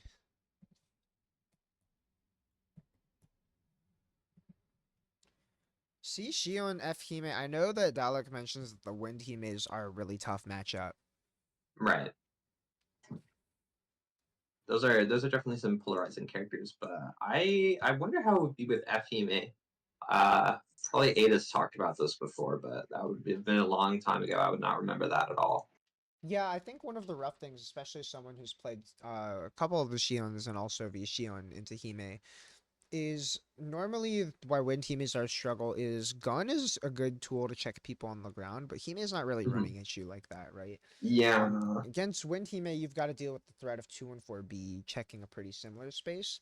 Against F Hime, you mostly have to deal with Geyser at that range, and got pretty good ways to hit her after the minus frames of Geyser. Gunshot, you know, you can also just run up, and if you're in F Hime's face as this character, one of the nice things about C Shion is she pumps out damage. She gets a good hit on Yeah. F Hime. F Hime is not surviving. Yeah, definitely not. Although, I think Hime's collision box messes up the traditional Sishion left right, if I'm not mistaken. Oh, that's true. Yeah, we have the sticker in LFGNA for that reason. Yep. Okay, we got another rehost because controller issues. Oh goodness. Third time, third time.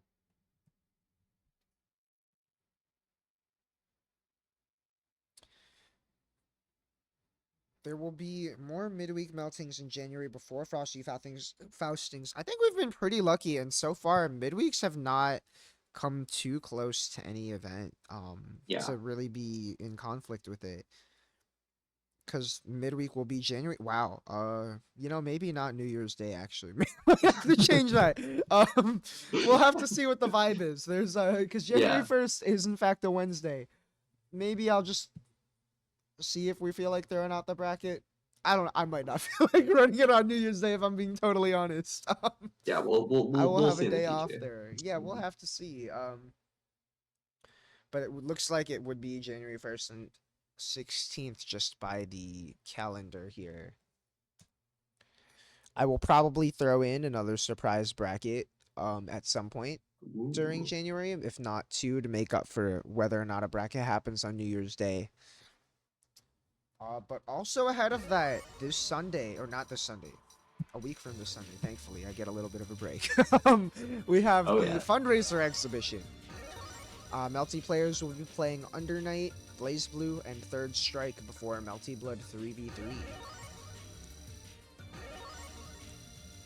So be on the lookout for that. Gonna be pretty exciting. I know that at least the players who have been playing Under Night have been grinding that game, and the players who are going to play Blaze Blue have been playing Blaze Blue for a minute. So both of those definitely excited to I'm very watch. excited for those sets.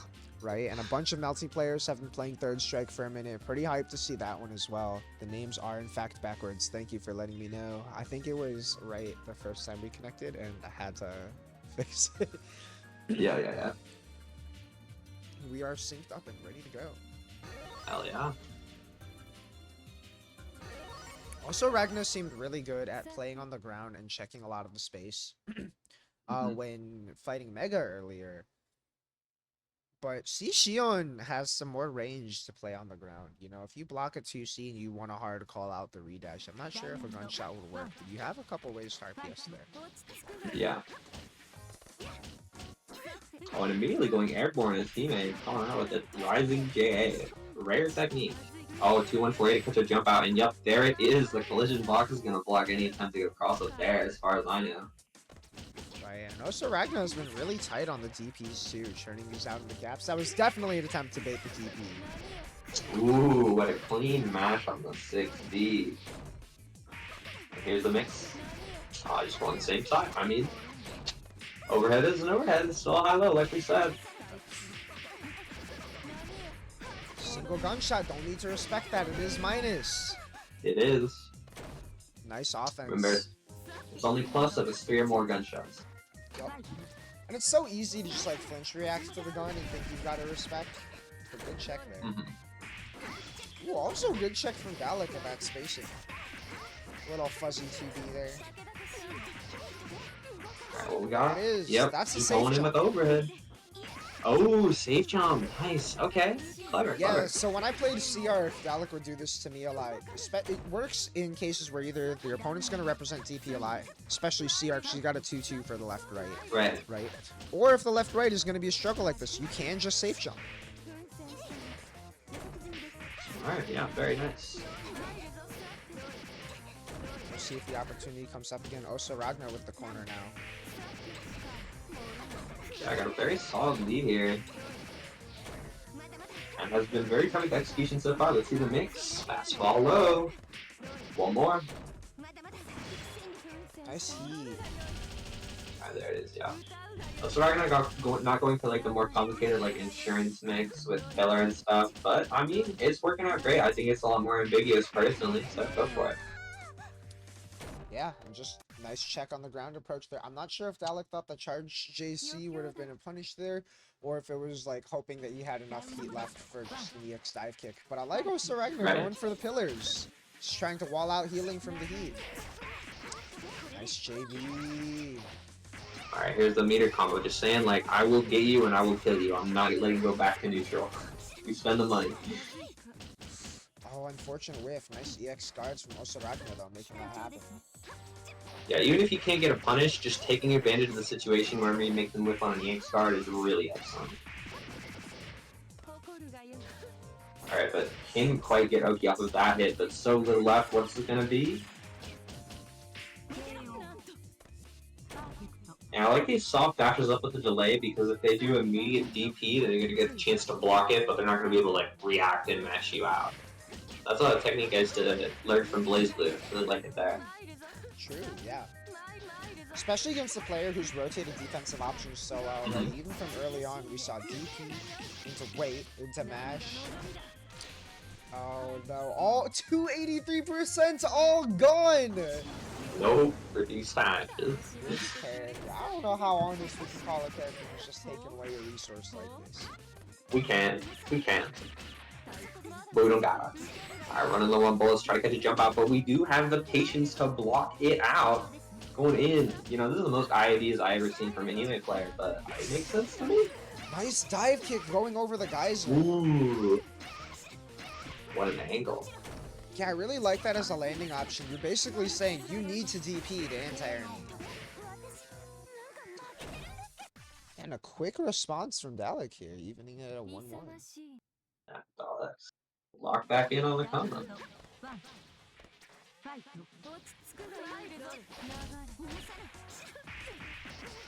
Oh my god. Yep. We got the crash Dalek confirmed. versus matchup. 7.2k! Yup, we got those. Oh, did not have the pickup. Oh, yup, that does combo and counter it. Very slick.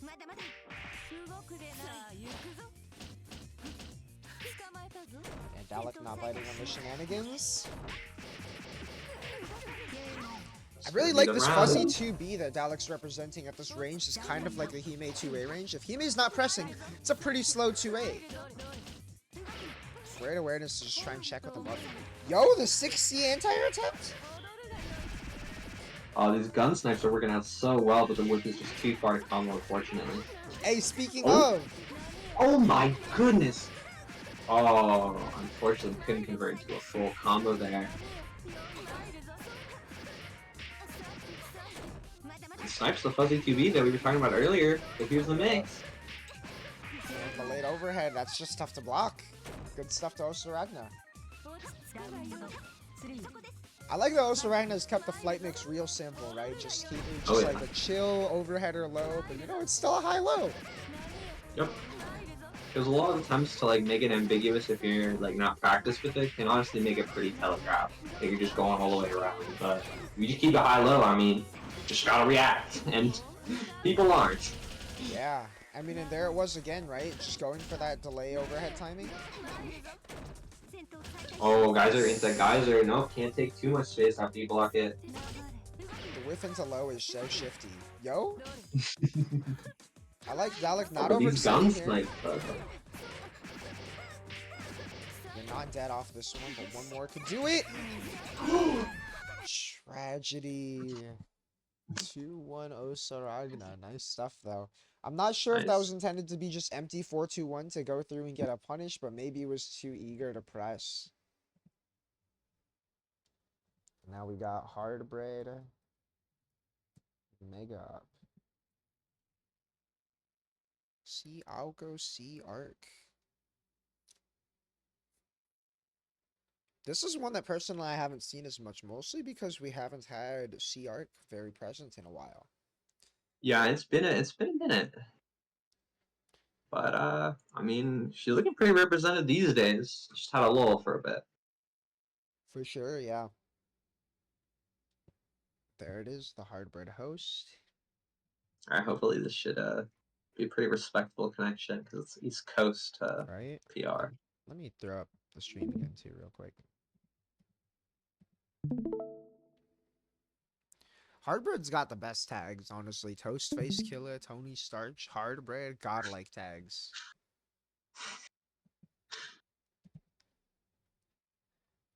Big fan of the naming sense. Oh yeah. Losers quarters now.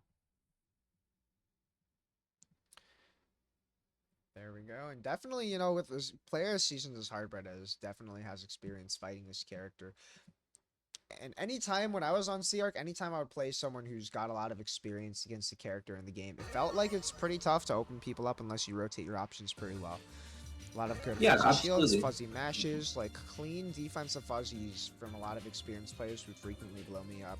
And I feel like if Mega goes for some of the late throws, some of the whiff into throw, might not work as well against Hardbread. I'm gonna have to see how ready for these offensive options Hardbread is. They're synced up real quick this time. Wow.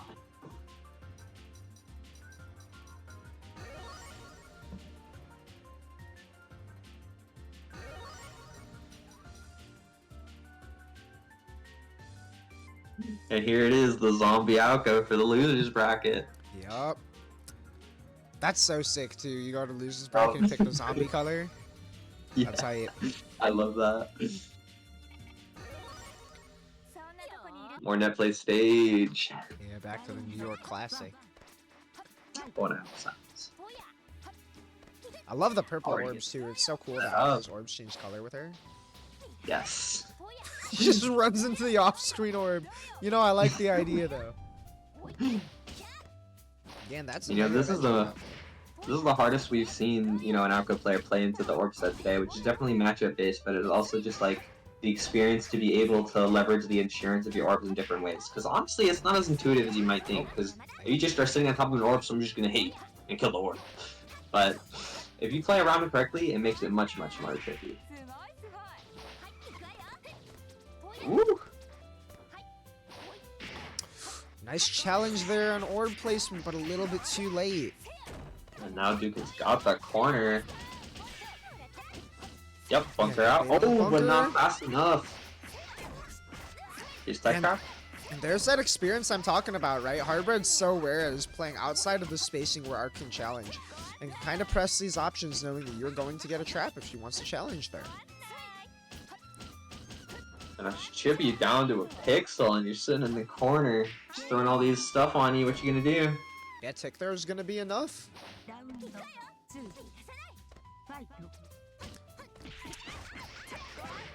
Yeah, I Mega's feel gonna like- have to figure out how to respond on defense the way that Duke has already trapped the layer 1. Yeah, because the big difference between these two characters is what you were bringing up earlier, where, you know, Sarah, she can certainly trap you very effectively in pressure that makes you have to gamble hard to get out, whereas Alco has, you know, maybe a little less airtight strings, but it's still more threatening, honestly. Like, Sherrick doesn't have as many good ways to force mix-ups. True. I mean, speaking of more threatening, dang, even catching the angle with the charge 5C? Yo. Yo, the 2-2B pickup on Cialco? Hell yeah. Niche pickup, Yeah, this is but Losers it Quarters, gets the job Ryder. done. These brackets are crazy tight right now. That's what I'm saying. Right? You know it's big competitive when your hot rump was a round of 2 losers. Like, this bracket is ridiculous. Mm-hmm.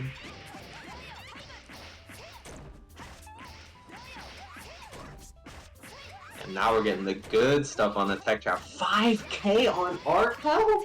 Oh my god. And now we're getting the good setup now that we're in max. What's the mix gonna be? Oh, crazy overhead just like that. This Oh, is we would have gonna seen be a gamer big. combo too. Hell yeah. I saw that going and immediately thought of when Hardbread hit the clean 7K at Con 2022. That was so sick. Gotta be one of the most hype I've ever got watching Melty Blood. Mm-hmm. Even as a new player at the time, that was sick. Yeah, again, so comfortable setting up the orb for it. Oh, and baiting the DP! Set up in the back dash to bait. Yeah, trying to bait out the bunker that I represented before, and the whip punish on Arc 2B. Oh my god, dude just has an answer for everything in the whole wide world. Moving the orb back and forth to get the maximum plus frames. I like the early reset with the orb, really keeping Mega guessing on this offense. Alright, There's finally the bunker bunker works. challenge. Oh, and now you're in it. Oh, not quite though. It is funky managing height on Alco, unfortunately. Nice Don't patience! stay safe, but we back. No, we're not getting caught. Now, and again, more of that experience, right? You know that, like, Ark's got all these options. I know she spent all the recas. I know that even though it's minus, it's not quite my turn yet. And there was EX cancel. Go for the DP. Not dealing with any of that. Nope. Yoha, the tournament And chat Yor- going noted. Let's go. I mean, much to learn from here. Honestly, like a Much lot of to that too learn. is Hardbread just played mad clean. Did not. Yup. I feel like you could see it in the way Mega was playing defense too. Normally had a very active style of defense. But once Hardbread shut out the layer one of trying to poke out, trying to run out, jump out, it was like, all right, now we've got to hold back. And Hardbread just rotated options mad clean, made it real hard to escape. Only the one bunker at the end worked. Absolutely. On the other side of losers, we got Whisk and Osoragna. Ooh, I'm excited for this one too. Right? I don't think I've ever seen Whisk have to fight Hime. It's been years. It's been years for me. Because Nice. fighting Moss back in the day is all I would remember them playing. But I mean, they've definitely gotten their experience with Efima, with T-Bub and other people around these days. But I'm excited to see how the magic actually happens. For sure. Feel like characters like HSA who often have to get their ins in neutral by just, again, moving and placing buttons well. The retreating pits and things that we've seen in a couple of these matchups, I don't think are going to be as good against Hime because Yeah. she's not really going to be coming at you. You want to do a retreating pit? She's got pillars. She's got Geyser to catch your landing. She can just go ahead and set up the stars even.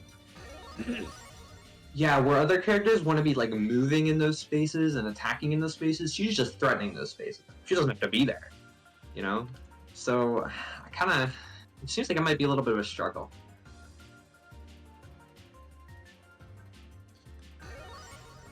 Oh, Yeah, but we got that definitely. fast sync, so we're gonna find out very fast. Whisk stage? Hell yeah. I mean, that is definitely one of the classic struggle matchups, was character who's got to get in on Efime. We're getting a little bit of poke in the pit. I mean, if you can set it up at outside of geyser range, then you can cover yourself a bit, and you are safe on whiff unless you came through very fast with the explode. Oh, and we're getting right in. Not quite, though. Just back rocks perfectly out of range. Great spacing there. Yeah, I like the All attempt right. from Whisk to chase in, but just not quite close enough. Yeah, here's the mix again. This time the overhead. You know, it's funny, we've been talking about how we like this mix. I've never seen the FEMA mix hit this much, and it's just high-low. Right? Yep. I mean, yeah, right? It's just a real simple, like, quick air dash high-low, but, throwing off the timing, especially when there's a mental stack of what is Hime going to get up to, it's tough to time. Alright, and here's Whisk finding the hit, though, even in heat. Gonna go for a mix-up here. Get the solid pressure. Oh my goodness, is this gonna be a two-touch? No way, right? Okay, no. No. The potential is there. True. But the reality is questionable. Okay, yeah, we can certainly tell that Whisk is experiencing this matchup from the way they're spacing themselves around Hime normals, but still, I mean, not gonna be an easy fight. Right? Here's Even the if you're mix spacing again. yourself around the normals, there's still Hime normals on the table, They are. in your face, pushing you in the corner. Nice shield, though.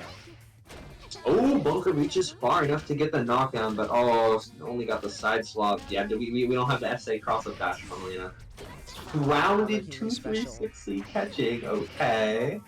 Yeah, it's a really good option because it's just air unblockable. Even if they land and block it, they're getting pushed all the way out. Why not? Alright, okay. Defensive poke. Alright, nice anti-air DP catches all the way up, even though Whisk jumped. That's crazy. Even if you jump back there, you're not going to be able to really punish it really well. Clean And these EX. clean EX guards, holy moly! That's the kind of stuff you only see from, like, Rum. True. Who's fought Whisk way too many times, but Whisk really throwing off these timings to blow these up. And Yeah, that's gonna be unfortunately, it. for Oso Ragnar, Whisk has fought Rum too many times and knows what to do in these situations. Yeah, Whisk way too ready for all of that.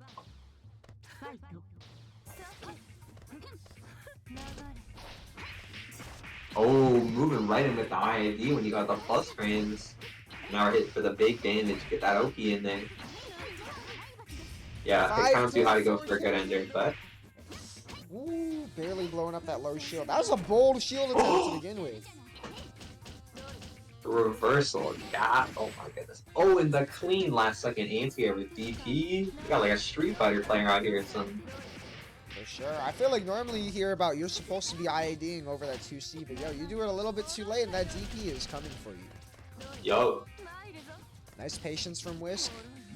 I'm personally prone to this. I feel like it's so tempting after blocking the pillar in the air to be like, all right, time to go in and punish, but Hime is going to recover in time. Nope. Nice pickup off the counter hit 2-2. Yup, Whisk has got those. One more hit. And we got the insurance for baiting the DP.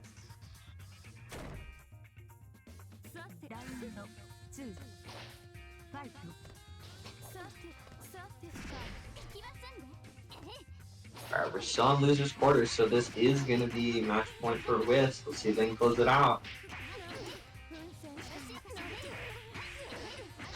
Ooh, American reset back into it. Gonna happen again? Nope. Ooh, bunker whiff. Okay. This is gonna be a big reversal of momentum here with all this meter, but now if you drop it, you get it. Your Max is gone. This The is so rough. Oh no, it's over. Yeah. What a disaster. Good stuff to both players though. Oh, I forgot to count the score up. Lol. I like the idea too of, you know, when someone's plus, I also am a big fan of ripping DP on my opponent's plus streams. Like, surely you're gonna take your turn back, but Whisk knows a little bit better than that. Staying solid against the Hime DP, nice work. Now we are back to winners finals, and I hear that this is a long time Melty Netplay bracket classic. Skeleton Alk, I hear, used to be every fuckfest. Oh, every fuckfest, every single fuckfest. This was it. My, how times have changed, but also not. Skeleton and Alk both returning to midweek after several midweeks off, I think. A good handful of them. I feel bad because last time Alk was in here, I asked for the Twitter handle for the top 8er, and I saw it like right after I just pulled the trigger and posted it. I will not forget this time. I will not forget it. Nice. And you know, this winners finals with old heads. I mean, we've seen so many, you know, up and coming players from the past couple of years. Even this year, we've seen so many like strong performances, strong improvements. But these old heads, they still got it. That experience still holds strong. They definitely do, and I feel like it shows a lot in this game because, again, this game, with how interactive it is, comes down a lot to how are you going to play the opponent as a player. How are you going to stop them from escaping the corner, getting any amount of their game plan off. And we saw it from Hardbread already with, you know, just jailing Mega, not allowing C-Arc to leave, baiting the DPs, baiting everything. And Risk too, just playing real solid around Hime's defensive options, closing space. Yeah, absolutely. Pristine movement and real solid defensive plays. I don't know. They are in there. Nobody told me they're in character select. We are. Come on. We're getting in there though. We will sync up. I don't think we're too late. First 3 of the bracket. You know what's funny about this too? Skeleton has been playing a good amount of FC recently. Yeah, I think Skeleton, last bracket they entered, I think Snaildum played FC pretty much the whole time.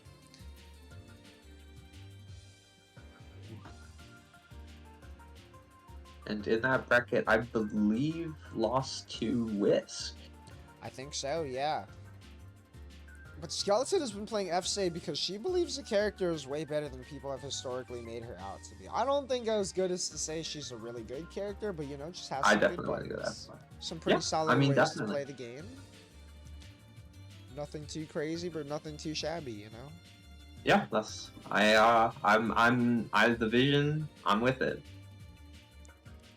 Right? And Alk definitely has been playing this character for a long... Both of these players, I feel like they've been on these characters, like, forever. They pretty much have. Nothing to say about the characters at this point anymore. It's really just who's gonna who's gonna win. They eventually can run some similar pressure, going for these command grabs, right? We saw Alk pretty clean with those, using them to bait Whisk's bunkers. Bunker is way less incentivized for the C-Coma. And Armor does, for some reason, beat command grabs. Yes, it does.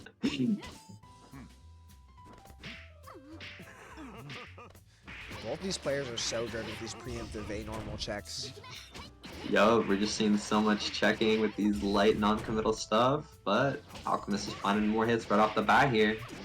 But right as I say that, Skeleton bringing it back and doing the foopy. What spacing on that drift back JC to find a big hit. Oh, and we know the counterplay, but too far. Yeah, unfortunate. Oh, Rare no, skeleton no, burst. no. Okay, yeah, clean ender there with the ring into 63C. We get to see what happens when you try to disrespect that, but oh my goodness, I can't believe she avoided that burst. Oh, and we shield through it and jump back into the optimized pickup, of course, every time from Skeleton. Right, and you know that was intentional jump bait from Skeleton there to jump in with the shield and be ready with that fade back. And the snipe when you try to get out, yup, there's like very few people better at holding people in the corner than Skeleton is. Oh, here we got the loops for some meter. Not going too far and overextended. Yeah, and that fade back JA. Clean EX guards, clean JA checks. Alk is so on top of checking people on their retreats with JA. Alright, 1-1 rounds. On these baits. Yep. Moving around a little more pre-round start. Maybe you got the hands warmed up again. I like the idea. I almost want to say she wanted a 214C there, but just like did not have the time for it. Right.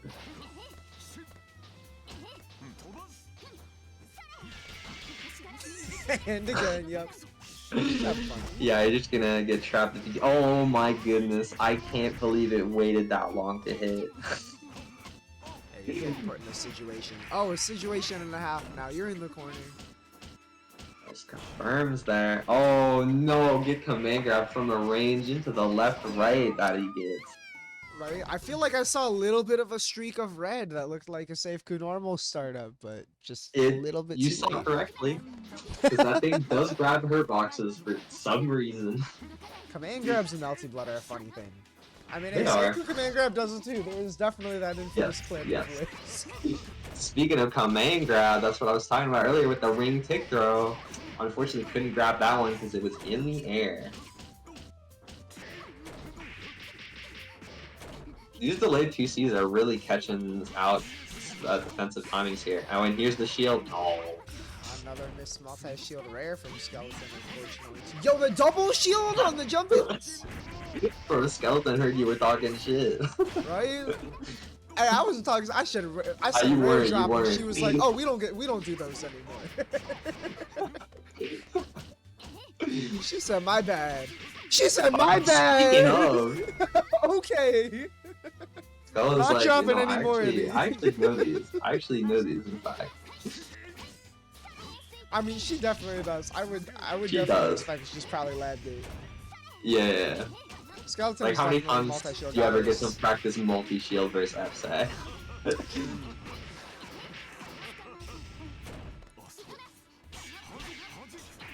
Okay. Nice But we jump over the command grab, thankfully. That's a little too greedy. Yep. Oh, and there's the command grab to finish it out. I'm surprised we saw the command grab out of shot. I was definitely expecting the 2-2 right. Yeah, it's a little more, you know, of a good anti-air and fast option in general, but command grab is very rewarding on hit.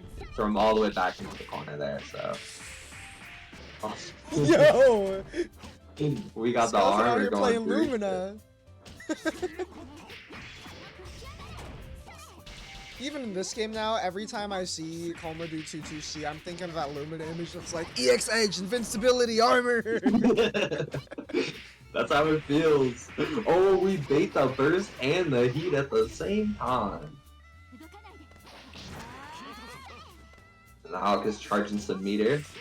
Oh, nice way to Oh, jail block in the air. Yeah, chicken guards are kind of underutilized. People don't realize how advantageous those kind of situations can be as a defender. Clean JB pickup? Yup. Always got those. Into the Fooper. Yeah, that was definitely an angle that precisely JB needed to pick up there. Oh, did I click the score in extra time? Oops. Yeah. I did. 1-1. First to 3, starting off strong.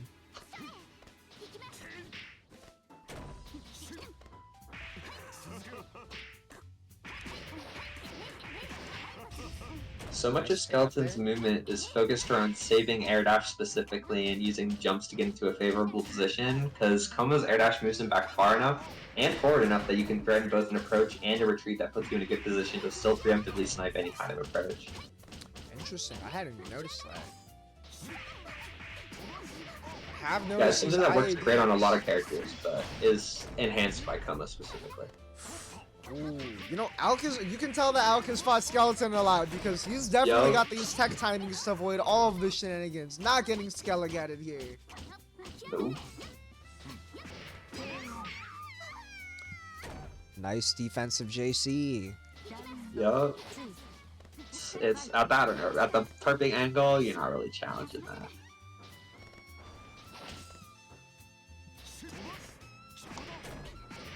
On another clean pickup, as we come to expect from Skeleton. Just stands there in the corner like, you're in the bad position, you make a move. Yup, and yeah, made a move, and there's the punish. Yup. Oh, but we get out, we get some meter back. Yeah, you definitely want the meter. Oh, unfortunate, because you want the health back so badly. You want to go for the loops, but they are hard.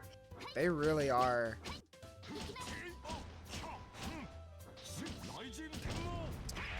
Oh, yep, there is a good punish. Too far, unfortunately, for all the hits connects, so that is unsafe. Oh, interesting. Did not realize. Yeah, it's a move that, like, is super different based on, like, the spacing and the timing and everything. A lot to be aware of, but it can cover a lot in the right situation. Yup. Oh, yup. Skeleton knows you're not getting away with that. This should kill, yeah. No, not quite. Oh, Pixel my bad. What reduces? Actually, it's the reduces. I'm gonna blame it on that. Oh, and what a tick throw, too. I'm saying I ain't not out of it. Oh, that would be enough. That's gonna take the round. I'd be out here speaking too soon. I'm Oshigan on commentary.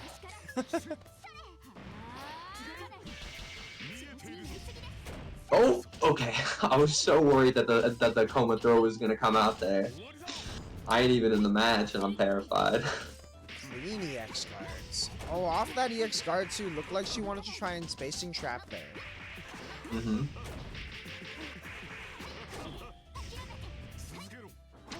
Tech trap plus relaunch, but not quite catching. I like it. Keeping it simple to get the corner. Okay, yeah, nice bait, nice bait. The shield metagame is evolving before our eyes. Falling a little bit fast there. Now Alk with a big lead. Alright, one more hit. Still can live that throw, yup. Wow. Hold it back from the brink of disaster after that very unfortunate pixel not killing. That's the composure you get from experience. There it is. Oh, nice JC. Hit range JC. But not this time. Oh.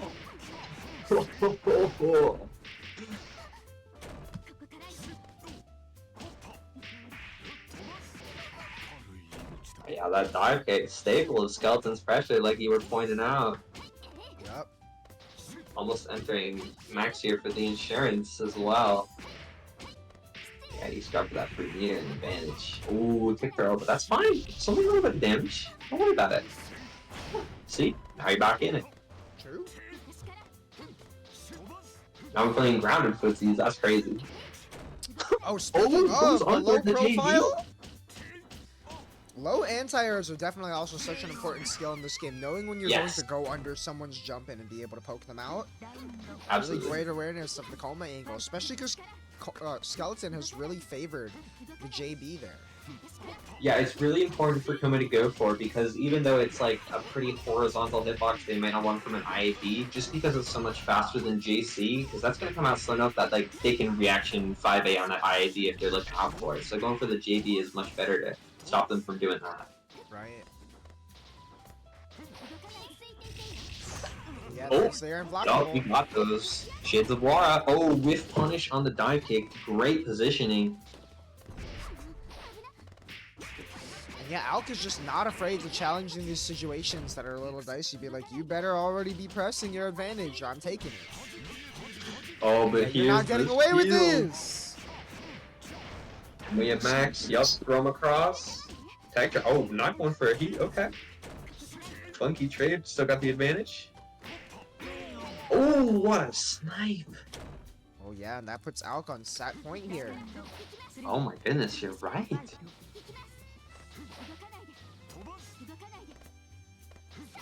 really zoning out with these rings. The way Alk is like cornering himself and throwing out these rings is reminding me of Whisk on Age Saki. Right? The way they were playing around the pits. Mm-hmm. Nice EX shield. Oh, recovered in time. Oh, funky setup. Okay. Oh.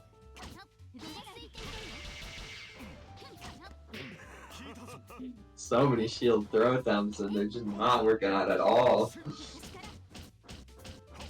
But they are sparing Alk off of going for further pressure, so can't take it as a full loss. True. Oh. Shield scramble and a half up the shield. Oh, and gets the raw hit with a 2B starter. 5 damage. EX Ender? Yes. Hard knockdown. I like the variation in track shooter. Taking to the Alright. end. Wow. Last game. Yeah, real solid way to tie it up, and these two just getting right back in there.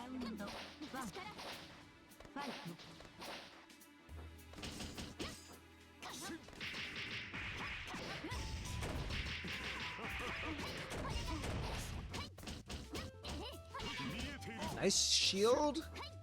Yeah, even if she's safe there, you can take your turn back because you're Seamoon. You got that EX shield. Yep. Great opportunity to act. Great opportunity to put Alk in the corner here. There's the shields. Yes! Oh, Yes! the spacing specific punish. Yep. That's what I need to be seeing from people. Yeah, Skeleton more than proving you are not going to get away with this fake reversal. Hell yeah. Just shielding and More just challenge right hold after back. shields.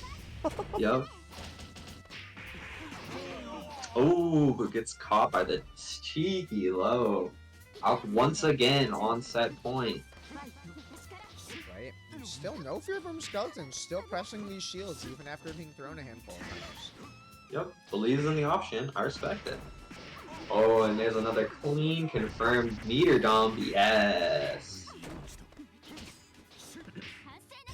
That's something that I think a lot Seamoon players should like appreciate more is just trying to use Max as like this advantage state where you get to dump every once in a while instead of just dumping meter whenever you want to. Right.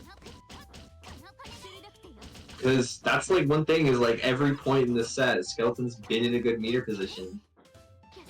And that's a big strength of Seamoon that I feel is a bit underrepresented. Man, as you say right now, Max Mode Coma has you in the corner. Yup. And now that he's on defense, it's fine because he's got reversals backed by the burst. And and he's just killing you. For the kill with the meter dump and still has 213 meter. Like, look at that. That's Seamoon management. Yup. Yeah, I like that Skeleton's been real conservative with the metered options to preserve the state. Ooh, and the whiff punish on shield with the fade back dive kick. Ooh, big damage coming out. Ooh, nice little attempt for tech reset.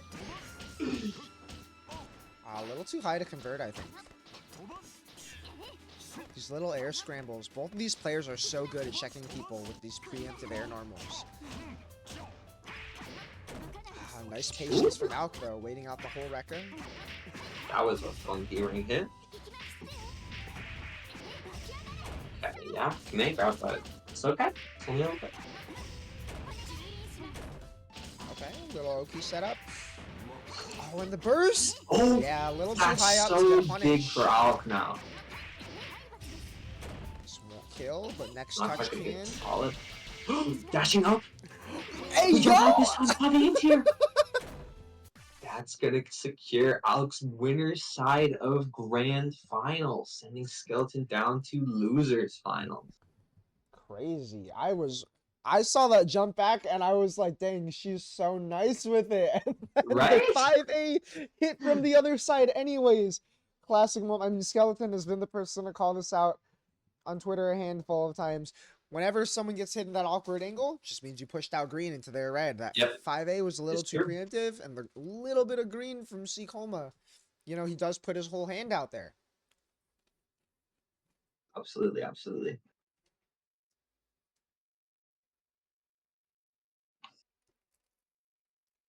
Yeah, Skelly, God like losers. I mean, she's sitting in losers finals. This is a short losers run. Oh, yeah.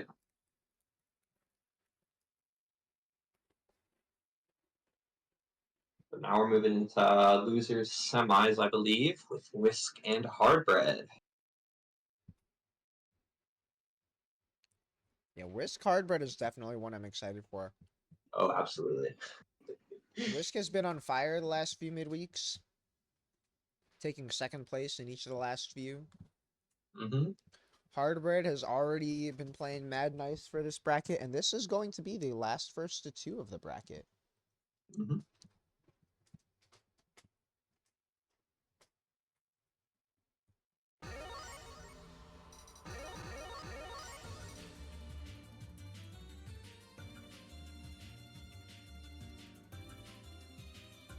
Are we already synced?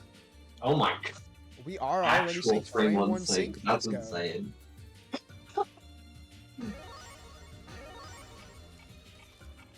Let's go. All right, going into the Whisk stage. Classic. Right, and not a character we've seen Whisk fight that much. Oh yeah, I don't think so. But I would imagine that they're prepared. Ducking under this. Yeah, Ace-Hockey's run is really good for clearing under a lot of things and just in general getting across the screen fast, but the buttons for clearing orbs don't seem perfectly ideal, so yep, there we go. The pillar's going to be the main option. It looks like Whisk is easy to clear orbs in this matchup. Yep, and here it is. Whisk Gaming. Nice knockdown. Oh, nope, we got insurance, sorry. My girl is insured. She is a working woman. Unfortunately, that combo was not working this time. I like the idea Whisk from out the life Hardbread. leads, just hanging back and looking for these options to slip in and whip punch, and it's working out great. This should be the kill. Oh, my bad, Whisk.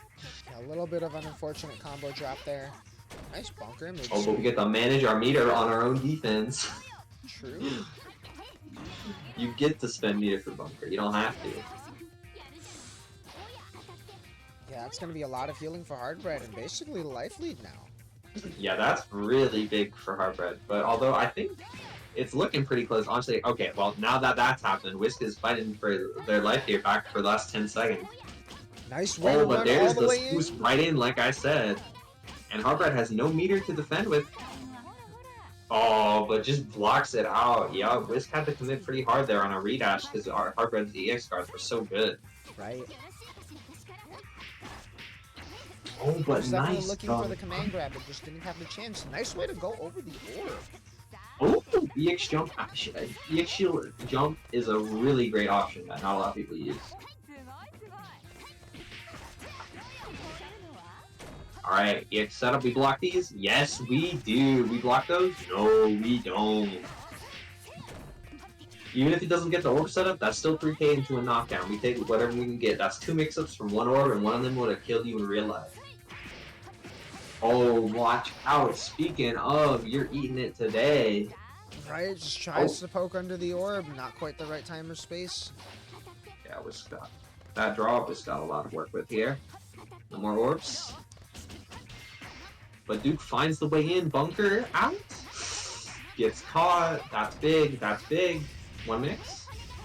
Oh, and Whisk is going for the loot. Oh, okay, we got these though. Nice 4K, and yup.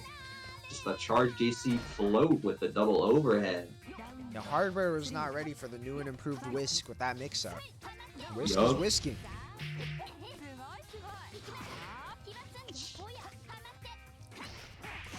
Nice. Faded back on the JC there. That's the classic. Yeah, Whisk's movement after these fade back pits has been so shifty.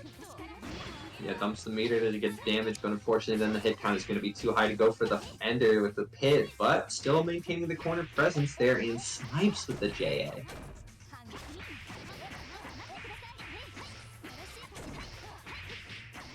Yep, and Whisk Alright, got only these. one more hit. And we got the strong sub. We're going to go for Fuzzy? Yeah. That just gets cracked by the overhead. Nice comeback from Whisk here. Strong game one. Only needs one more. Yeah, that 5.2k, you know, this character with the gamer combos. Remember, these combos are... Whisk makes them look easy. But there's a lot more tight stuff going on in these combos than it looks. If you got those and you got a good hit, this character can do a good chunk of damage. Oh yes, oh yes. Oh my goodness, what a way in. The pillar clears the way and locks them down for the approach. She Crazy precision around that. And speaking of damage, 5.3k out here and we still catch the jump out. Off the gamer combo? Hell yeah. Oh, not quite though. Alright, we're set up? Yeah, what we got, what we got. We in max now. Power up? Alright, Duke's going for some gamer stuff, I can tell. Yo. Oh, no! No, we trying to go for those stick stuff. But that's stuff. Yo, shield though. Oh, okay, safety. Nice. Get all that health back. Which can't quite, but with this, they can dump meter. Yeah! And there it is. Clean meter management 2 was about to go into heat, now sitting at a comfy 90% for H-Moon.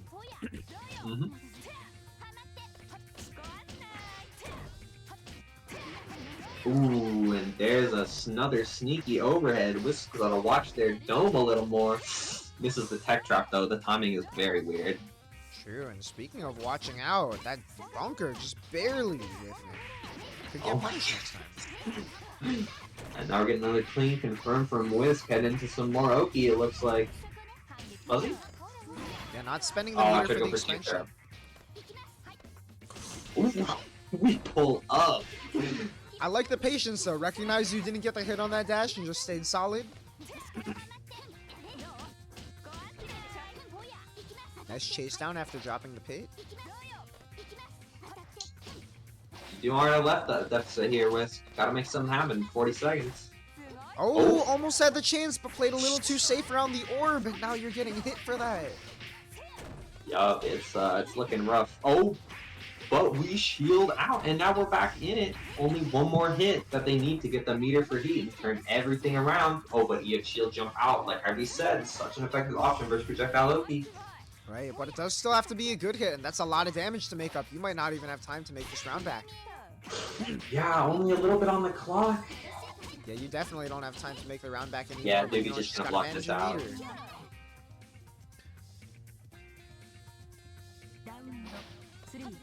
130% though, you're kind of chilling. Yup. Good position to be in, but not when you get flunked like last. Yeah, a little too far for that spacing. I like the idea of switching it up with the ground and counter poke.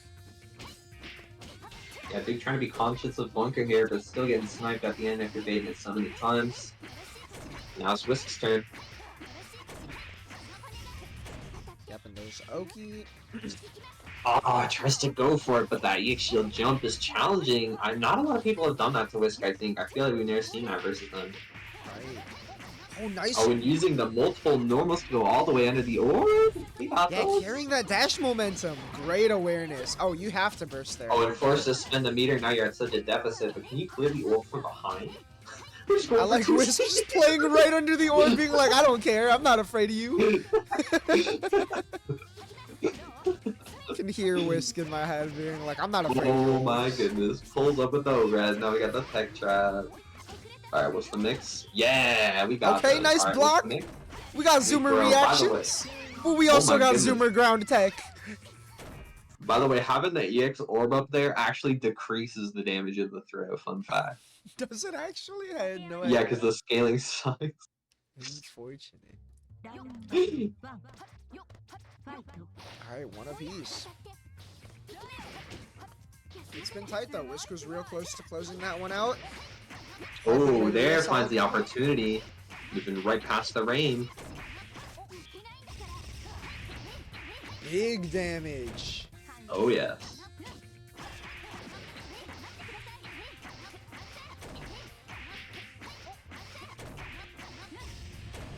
Alrighty. He set up. Alright. Let's load this time. A lot of good EX cards here. Change up the rhythm, make it hard. And go for the command grab. It doesn't matter.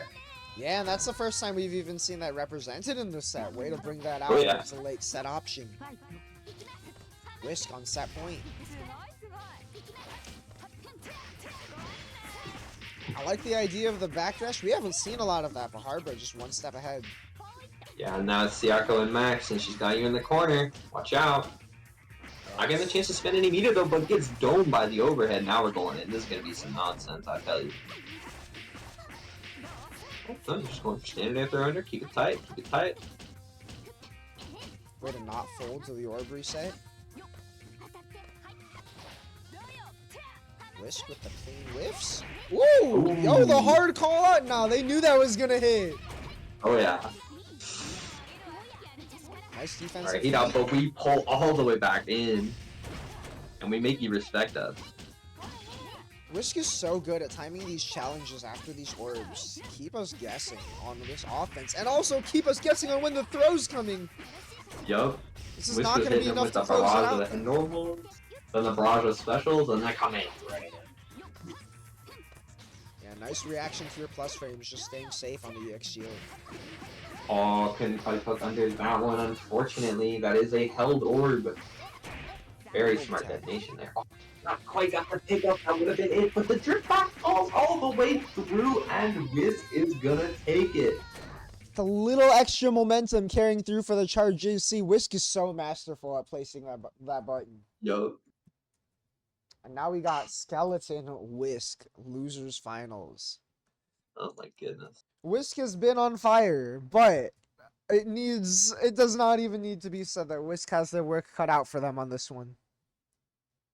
Absolutely, absolutely.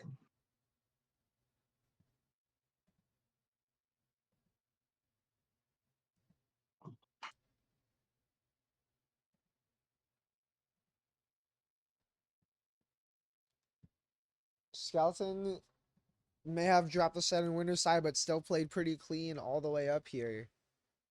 Harbor mentioning that Rain didn't come out at the end. Oh, that's a tragic way to end, especially with Rain being so good at walling people out. Mm-hmm. And Whisk is trying to press in so hard with the horizontal movement on the ground.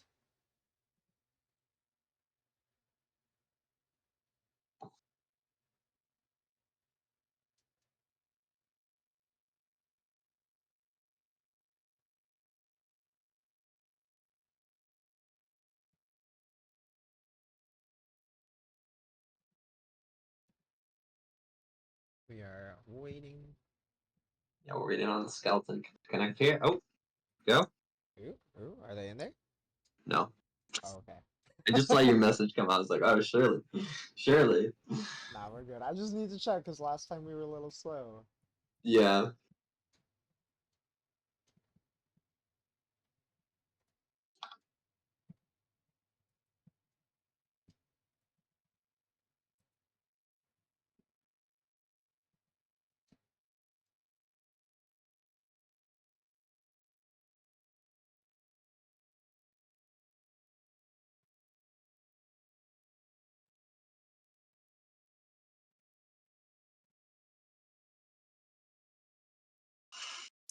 All right, we're taking a second while we wait. All right. I guess while we bide the time again, there is the fundraiser exhibition next week. You know, Frosty's such a big event. This idea kind of spawned from, you know, like Frosty being such a big event. Multiple players, a bunch of multiplayers play other games. Like, I know that there's like the jokes about multiplayers don't really go outside, but multiplayers we play in other games. Zapoke is going to be a part of the Team Zapoke and Team Sanae team captains because these two play like every game there ever is to be played. I've seen these two play HNK. Who is playing Yo. HNK? They're two of the like 10 HNK players on this earth. I'm exaggerating. Let's see if Skeleton shows back up. I see her deafened in blue cord VC, so Maybe stepped away for just a moment. It definitely probably yeah. happens. But yeah, I know some of the multiplayers have hit buttons in a bunch of games. Personally, I play a bunch of games. We tried to run a Grand Blue team battle a while back, actually. That might have to make a resurgence at some point. Kind of missed the Ooh. wave of when multiplayers were really on Grand Blue, so it sort of fell apart also because it was playing poorly around maintenance. My bad. But yeah, we will get to showcase multiplayers expressing some of the fundamentals that Multi-Blood teaches in other fighting games before bringing that together in a multi-team battle.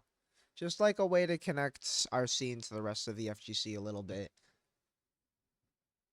While we wait for Skeleton to get connected over here. Skeleton Oh, she's there. Let's go.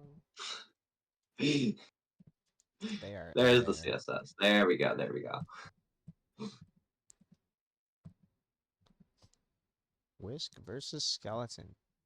I feel like Whisk has been so good at calling out people's general game plans, right? Like calling out Hardbread on the zoning, which is really pristine placement of the pits, air dashes. But from Skeleton earlier, we saw really clean checks with the A normals, with the IADJBs. Whisk is going to need a lot more than a bunker to get out a lot of these defensive situations with the variations and stagger timing that Skeleton's been applying. Just kind of mix-ups she's putting in. Absolutely.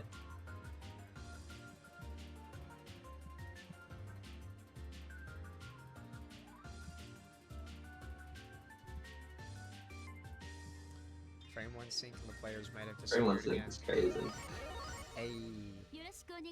Oh, and denial of the Whisk stage. The betrayer gets betrayed?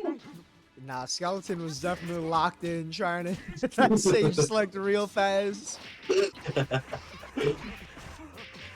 Oh, but it's Whisk getting started. In the early game. Alright, we got.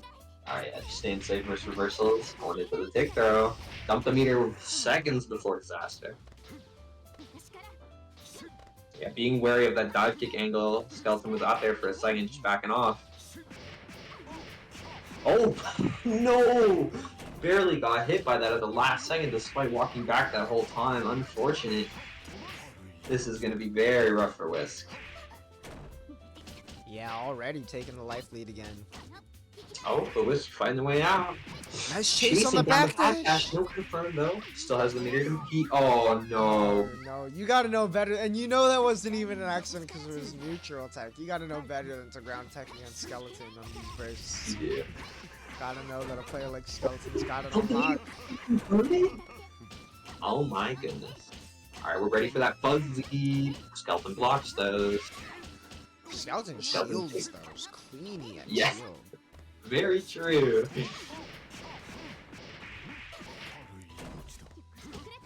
Alright, throw you in there. What's up? Yeah, and like you were saying, like, Whisk knows Skeleton is ready for these bunkers, so they're being very cautious here, even when running high on meter. Speaking of being cautious, not on these techs though. Gets caught going for the second attack after not seeing the trap. Skeleton knows. It's alright, so first to 3. Whisk, you got plenty of time to lock in. Just make sure you do. Got a few games to potentially adapt, but that time could run out faster than you think, especially when you get caught on round start like this. Not if we drop though. Nice recovery.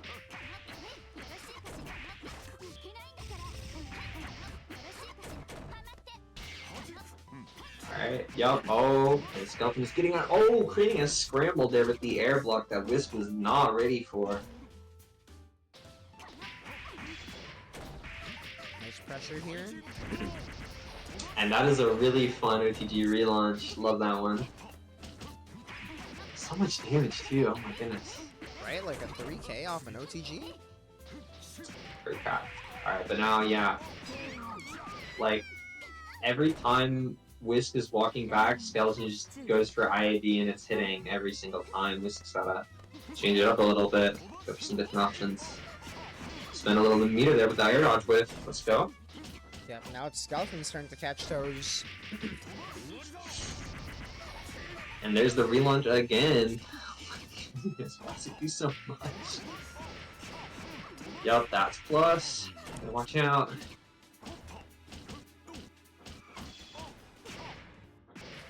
Yup, delay Rekkas.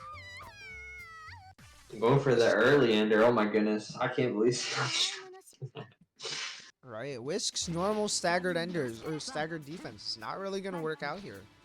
Skeleton rotating between delay Rekka, delay TK dive kick, delay buttons, delay redash.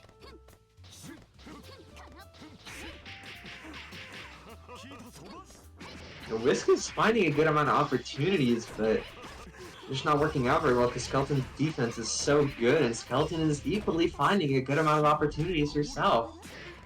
True. Oh, had a good idea trying to throw the 2-2, but a little slow there. Mm-hmm. Yeah, good. Perfect. Alright. But now you're blocking versus Skeleton. Oh, but we find a good match. Whisk is good with those unfortunate drop on Coma. Her box. Oh, was not ready for that air dash in. Oh, tragic drop. And yeah, that's definitely a frustration shield there. Yeah. Match point. Ooh, nice patient pressure here. Walk back. Yeah, moving into the air a little bit. Oh yeah, goes for an anti-air. Okay, Whisk is changing it up. Yeah, I like the pass. Still not shaking. And the pickup? Ooh, what a pickup! Okay, you're in there, Whisk. Oh, drop the combo, but still almost 5k, but we're getting command there. Okay, 2-1-4 seat, that's fine. You got a good life lead. No, not coming grab this time. Catch the jump. Good spacing for your dive kick. Okay. Nice. Retreating JA. Yep.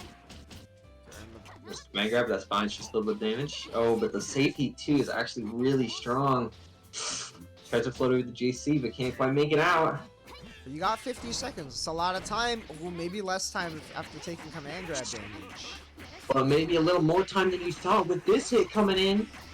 This is almost even up the life lead by itself. Then it's just a little bit of mix-up. Oh, try to throw the shield with the EX shield. Good luck. Out here.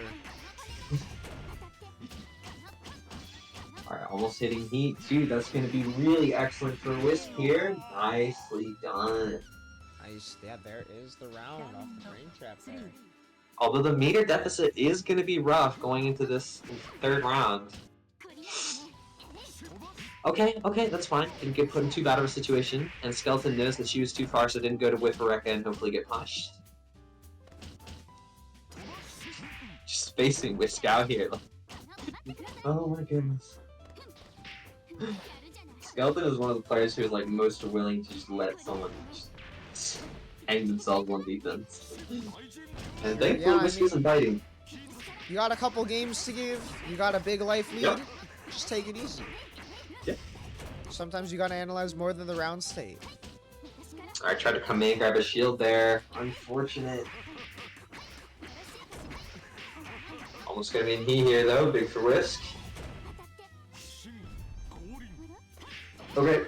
Oh, not quite. Yeah, armor just plowing through H Moon Burst, and I don't know if you're Does dead. this Oh, kill? Oh, but especially we after drop. yeah, unfortunate. Whisk still got it. Can this kill? I don't think so. Oh, gamer routes? Still not quite enough. Oh, not enough. Only 3.4k after all that, but you're still in it. Okay. Whisk Nice is not patience. out of it. Shaking off the tilt. Yeah, I love the patience from Whisker. I feel like so many players in that situation. Skeleton's looking for the overextension. Skeleton's looking for someone to be so afraid that they're getting hungry for the win.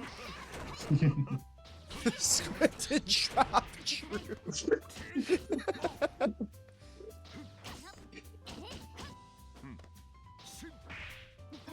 Yeah, command grabs and Melty are so strong. I feel like it's one of those things where because ground and normals are fast and air unblockable, the strike throw gets real scary when threat of command grab comes in. It's basically be right in a lot of cases. Yo, looking like Satsuki with air dash back JC there. Okay. Right? Oh, but catches the landing even after the drift back. Komodash gets all the way in there. Defensive TK gay. Whisk is it? Okay. Something Yeah, about Whisk is a little Skeleton bit being on shaken, but screen okay. just brings this out of people, you know? I guess so. Oh no. Great recovery from Skeleton though. I like the chase all the way back to the other corner.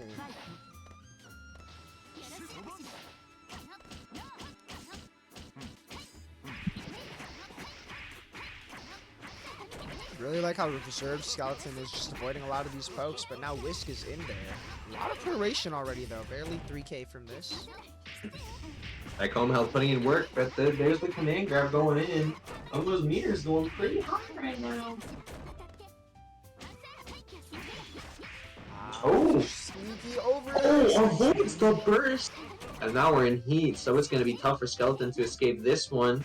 Let's go for a shield command grab, or avoids it like that. Yeah, clean So that's read fine. from Skeleton. Ooh. And there's a good pickup from Whisk. This should be it. Yup. Simple. And Whisk threatening to tie it up now.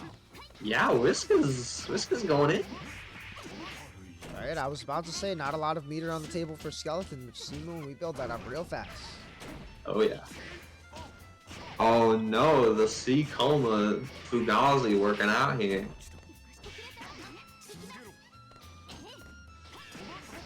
Oh, nice bait on the H-move shield. What a not pickup, quite but not even gonna kill. Oh? Not Trying to quite? keep it simple, but Too we're far? out of range. No! Tragic. A classic Melty Blood interaction. See the stand shield, go for the low. The low is 2A. We're cooked. And now Skeleton gets her run back against Alchemist of Atlas. That was such a tight set earlier. I really don't know which way this is going to go. I feel like both players can see the seasoned Melty Blood experience, right? There's not a lot of frills on their play. Feels like a lot of really good checks that, okay, you're going to press a little late on this at the spacing. I'm going to check you real early, right? A lot of just real good call outs on the timing, the spacing. A lot of minutia taking place, and these two are in each other's faces.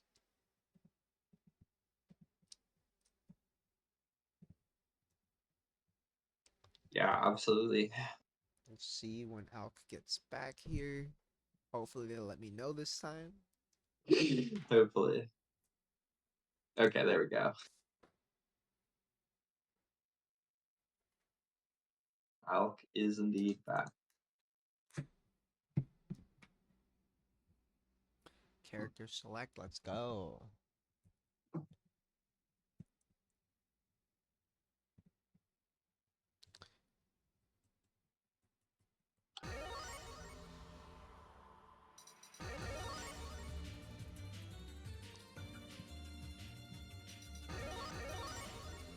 You know what's funny is I already have it in here.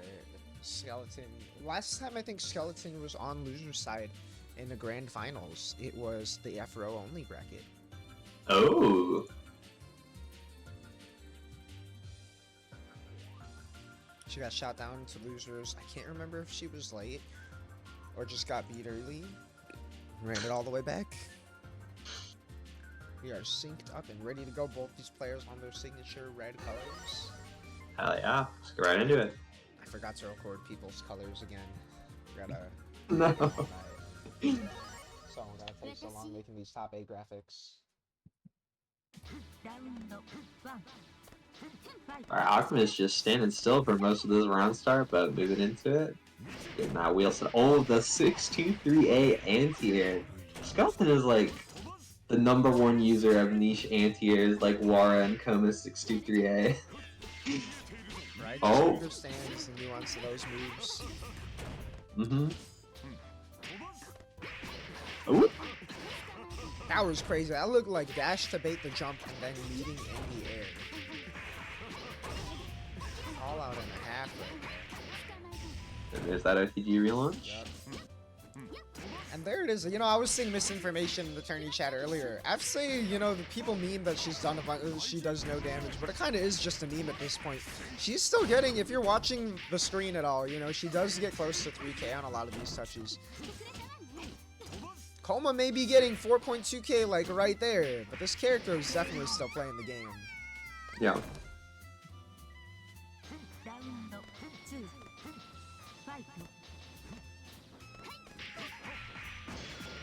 Skeleton's starting out this losers run strong. Oh, we going for some advance. The shield mind game is evolving so far.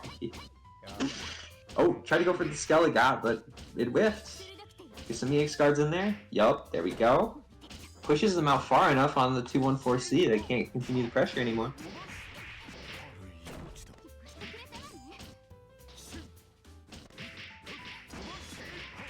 Oh, air unblockable. Let's go. Oh, and the classic call out for the finish. Yup, pretty strong game one. Indeed, indeed. You know, back in the day we called that an Nanami moment. People don't know these days. Kids don't know. True. I don't know, to be honest. I was not around for Nami's heyday. Unfortunate. Ooh, but there it is. Now that's the classic skeleton. I like the dive kick, just chasing down. Real Coma action. Yeah, Alka's definitely caught on to the EX shield shenanigans. Knows these situations now, and Skeleton will be able to jump out of these. And again, the preemptive JA check.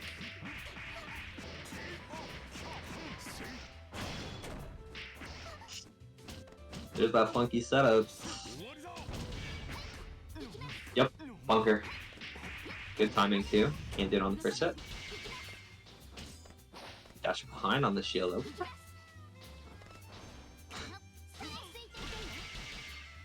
Oh! Oh, and the gat off of the EX shield? Yeah. Skeleton was like, oh, so you know to jump now? Alright, I got you. Nah, what is this combo, bruh? A dropped combo, unfortunately. Sure. Oh, snipe that dive kick somehow. Guess that extends green too. Multi-blood is definitely a game where green is extended. Yo! Bashing like our life depends on it. Oh, we can get the finish from that. Come on!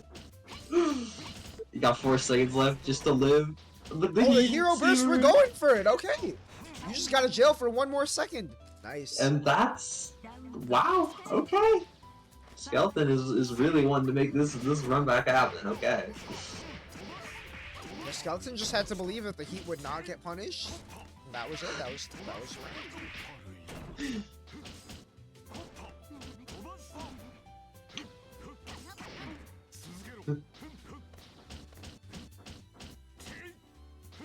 Alright, finding the way in all the way to the corner here.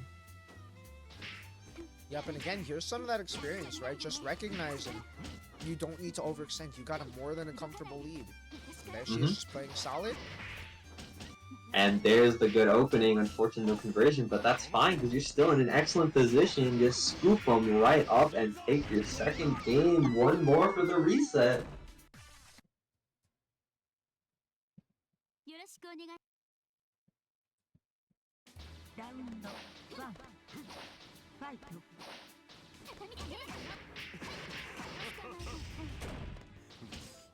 Right, but now it's Alchemist's turn to start off with. Oh, but the C Coma 623C, I think it's pretty underutilized as far as Coma's reversals go. I think people use 2C and 214C, and those are certainly good moves. But I think 623C is like different from them in a way that is very valuable a lot of the time.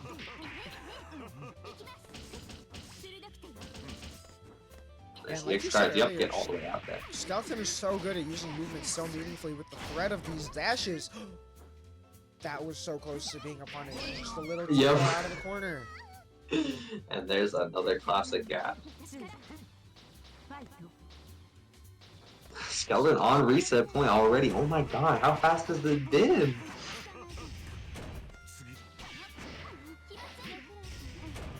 Oh, but now it's Alchemist's turn to get a reversal gap on her. And scooping the jump with the 2B. Okay. We're getting in there. Yeah, going to max here. Now we jump over, no punish. No, but we cornered ourselves in the process. Yeah, okay. We know Skeleton's ready for this. Come on. Don't even play it back. Oh. It looked like Skeleton was going for the most insane whip punish of all time there. Right? It looked like Alk was ready to just block this out. Got tapped a little in the middle of that. No conversion. Oh, no shield this time. Okay. The backdash, though? We're nowheres. These defensive, like, jump JCs from Skeleton are, like, really interesting to see. Yeah, and there's a safe tech out into backdash by out. Finishing the round off. Nice. Nice.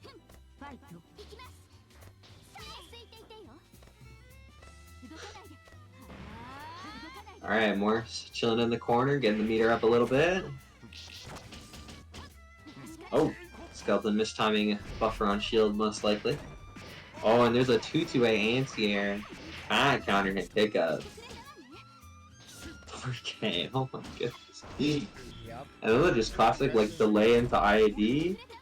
It's caught up command grab. It's so crazy how no. on paper you look at 5BB command grab and you're like, oh, why are you not doing something in this fat gap before you get command grab? And it's like, but are you seeing the option? Right? Oh my god, and Skeleton very swiftly making her way into a reset. Good grief. Oh yeah, that was, wow. I feel like that was like a 2-minute reset. Snake joked earlier in the chat, like, crazy how we have 20 minutes left on this, and that was like a 5-minute reset. You might have been wrong for the right reasons, Snake.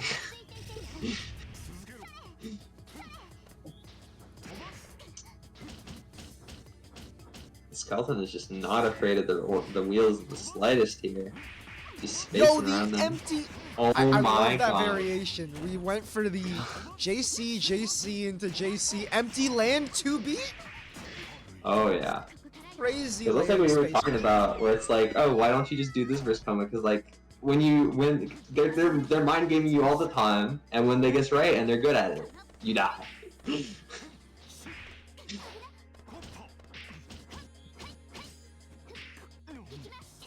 Just one more game. Skeleton is definitely looking pretty on fire right now. And we're in the max mode. Yep, there's the EX lane grab. We got the Luminous setup, baby, for the long knockdown, but we do get jailed. It's fine. Yep, throw him out. It might not be that fine. Nice heads up play from Alk. I like the just empty jump. No, that Alk wants to chase you down. Yo, the combo off the 6C3. Oh, I didn't. Okay, word. All right, yeah, we're in there. Sick. A fast game 1 in this reset. We got the true finals. Oh yeah. Okay. I was finding like a lot of momentum, just not being able to push it too far really well. As I say that, finding another hit here after the Oki. And the command grab too. Okay. I've heard me talking. My bad. Alk is so sneaky with these command grabs. Ooh, but you get caught. Is that gonna be it? Oh my Yeah, goodness, that is that's a perfect. perfect. Way to answer back for Alk, just keeping that momentum up. Yeah, and I think that's the first round Alf has taken too, if I'm not mistaken. Oh, and what a conversion Oh, yeah, into you're lose. right.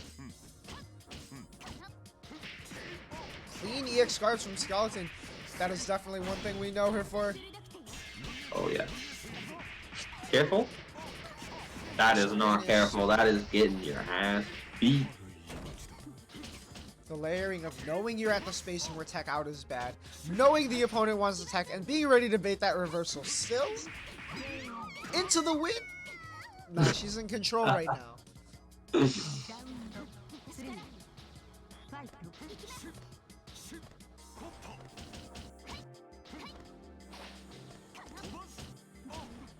Dancing around each other so far. Oh, a little far, especially off the The EX guard guard. out, unfortunately, too far for the bunkers. The self-sabotage. Oh, but speaking of bunkering out. Speaking of self-sabotage even, Alk just running right back into the corner like my dad. Oh my goodness. Chat talking about the script writers. I mean, Alk's trying their best to follow the script here. True. Alright, yeah, get that. Oh, the greedy tech goes unpunished. Okay, but the dive kick also does not go unpunished. And a tick command grab again, even mid-screen, Alk is so shifty with it. Mm-hmm. Nice delay. I like the low there. It looked like it maybe was trying to catch a jump. Almost. One touch could do it though. Not going for knockdown. The 5 air blockable? blockable. Yeah, slick. Oh my god, Skeleton is already on tournament point off of the losers run. Right, and she's doing so well to mix up when she's playing defensively or offensively. Like, played such a defensive game that round, all the way up into the air unblockable. And what a conversion at the very tip range that would reach from. Oh, double shield. These bones go hard. These bones go very hard. Oh, 5C does not quite trap the timing that Alk went for there. And now we got the command guard coming out, but it's so low on meter, unfortunately. Oh, nice air-to-air chase down from Alk, but unfortunately, Skeleton is ready for you to come down from this. Is this guy? Oh yeah. Oh yeah, with the meter spend, you're so Yeah, dead. without meter, it's over. Tournament point. Is the 6-0 prophecy going to come true? It might. Oh, and like this. Ooh. Oh, we still back at 3 shit. Let's go. And we get that relaunch as well. Said, wait, I'm goated. Yeah, Seacoma looking a little different this set. Oh, but we get the JX snipe. Okay.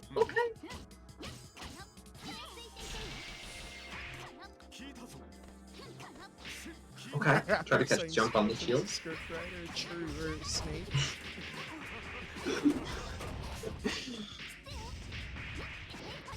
Again with the command grab though. Alk is so good at placing these when you least expect them. Just doing it again. Oh, This could be a this kill. it? Yep. Alright. Alright, Alk hanging on to life. One more chance to bring it back. But you know, we got F Moon at 275 and we got C Moon at 275. One of these characters has more meter than the other. It's true. I'm not talking about the character who actually has more meter. Just And like now, that. after gaining a little more meter, one of these characters is less meter. Alright, Alk with the life lead though. It's doable. We got Max from promo. Yup, immediately throwing out the reversal. What you gonna do about it? Watch out. Shield in the scramble. A little. But Alk making it through, surviving that max mode, and getting Skeleton all the way into the corner here and guarding him out. No air unblockable. And yeah, we know Skeleton's ready with the good pickups. Oh, yeah. Alright, but not Instance of 2-1-4C working out. They're trading all the way back and forth in this one corner. Right? That jump definitely looked like it was meant to bait heat. Skeleton holding on to this resource though. But that burst means Alk is taking his first game of Grand Finals. The 6-0 prophecy has not come true. Maybe Alk is just going off script. Alk said, wait, I kind of want to win actually.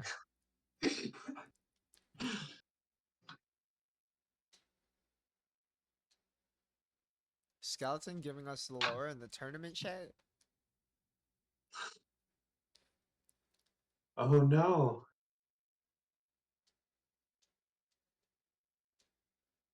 Before we get into the next one. Alright, yeah, Alright, the breather Skeleton is just needed. needs a second. Old Yeah. habit just needs a second before we get in here. I respect it though. You know, I kind of run these brackets. I come from running offline brackets before running online brackets, and I run these the same way. And when I'm running the Strive brackets at got disconnected. It looks like we're gonna have to rehost. Good thing we got the scoreboard out here. Snake really was right for the wrong reasons. 20 minutes, but it's been a ride and a half since that was said.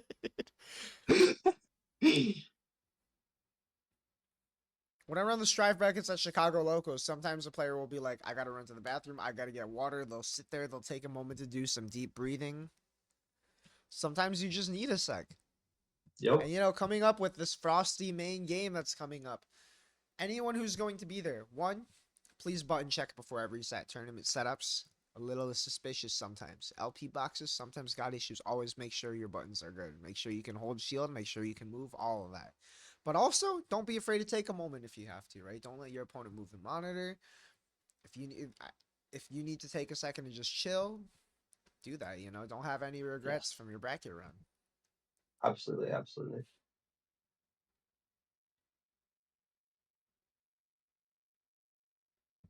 I'm seeing the one more reacts in the tournament chat. Let's go.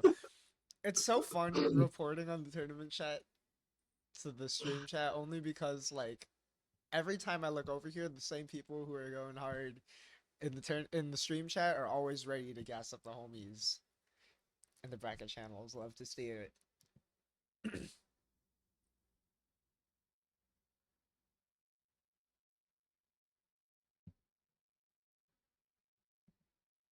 Are we back in there yet? Oh, we are. Okay, cool. Nobody let me in. We still got the score intact, though. 2-1 Skeleton. Alchemists of Atlas finally back on the board.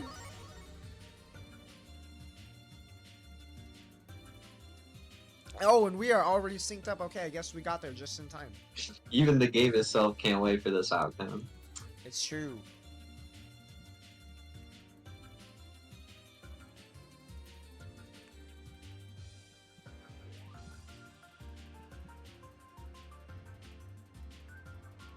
Ooh, Alc asking if we can go back to stage. I respect it. We need to be on my stage, okay? I respect it. Look, I love when people pick stages that aren't the Netplay stage. Like, the Netplay stage is a vibe. The classic home is indeed a classic. It is classic. But I feel like you get a little more soul in it when you get to see people pick a stage that they like, right? Yeah, There's so many stages. Like their stage. Like, you know, this is the out stage. We got the Wisp stage out here. We got all kinds of stages out here. It might be the Alc stage, but Skeleton saying, this is my game. Starting off with the get.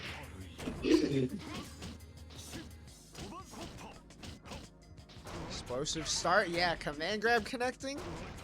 Another command grab. The ticker off the 2B, I thought that was too far for sure. Oh, but now Alc is finding the way out. What a side switch, too. My goodness. Yo, just the raw air throw off that? Okay. Alright, we blocked that already. Watch out. Yeah, there we go. Yeah, you know Alc knows the counterplay. And just a normal amount of prep. This was hype track for grand final setting. Alright, can't get started if I cross you up. Tick throw off the plus frames. That's definitely some of that character mastery right there. I feel like it's so hard to time some of those throws. You know Alc knows. But Skeleton knows more! I'm telling you, something about Skeleton on screen just makes the defensive gats happen. She's cooking. It's true. Point. Oh, the 263 anti are not at the right angle at all, and putting the ore ring above her so that she can't shield it. Very and she can't block that. Nice air unblockable setup off the ring. Nice TK defensive gat again. You're crazy.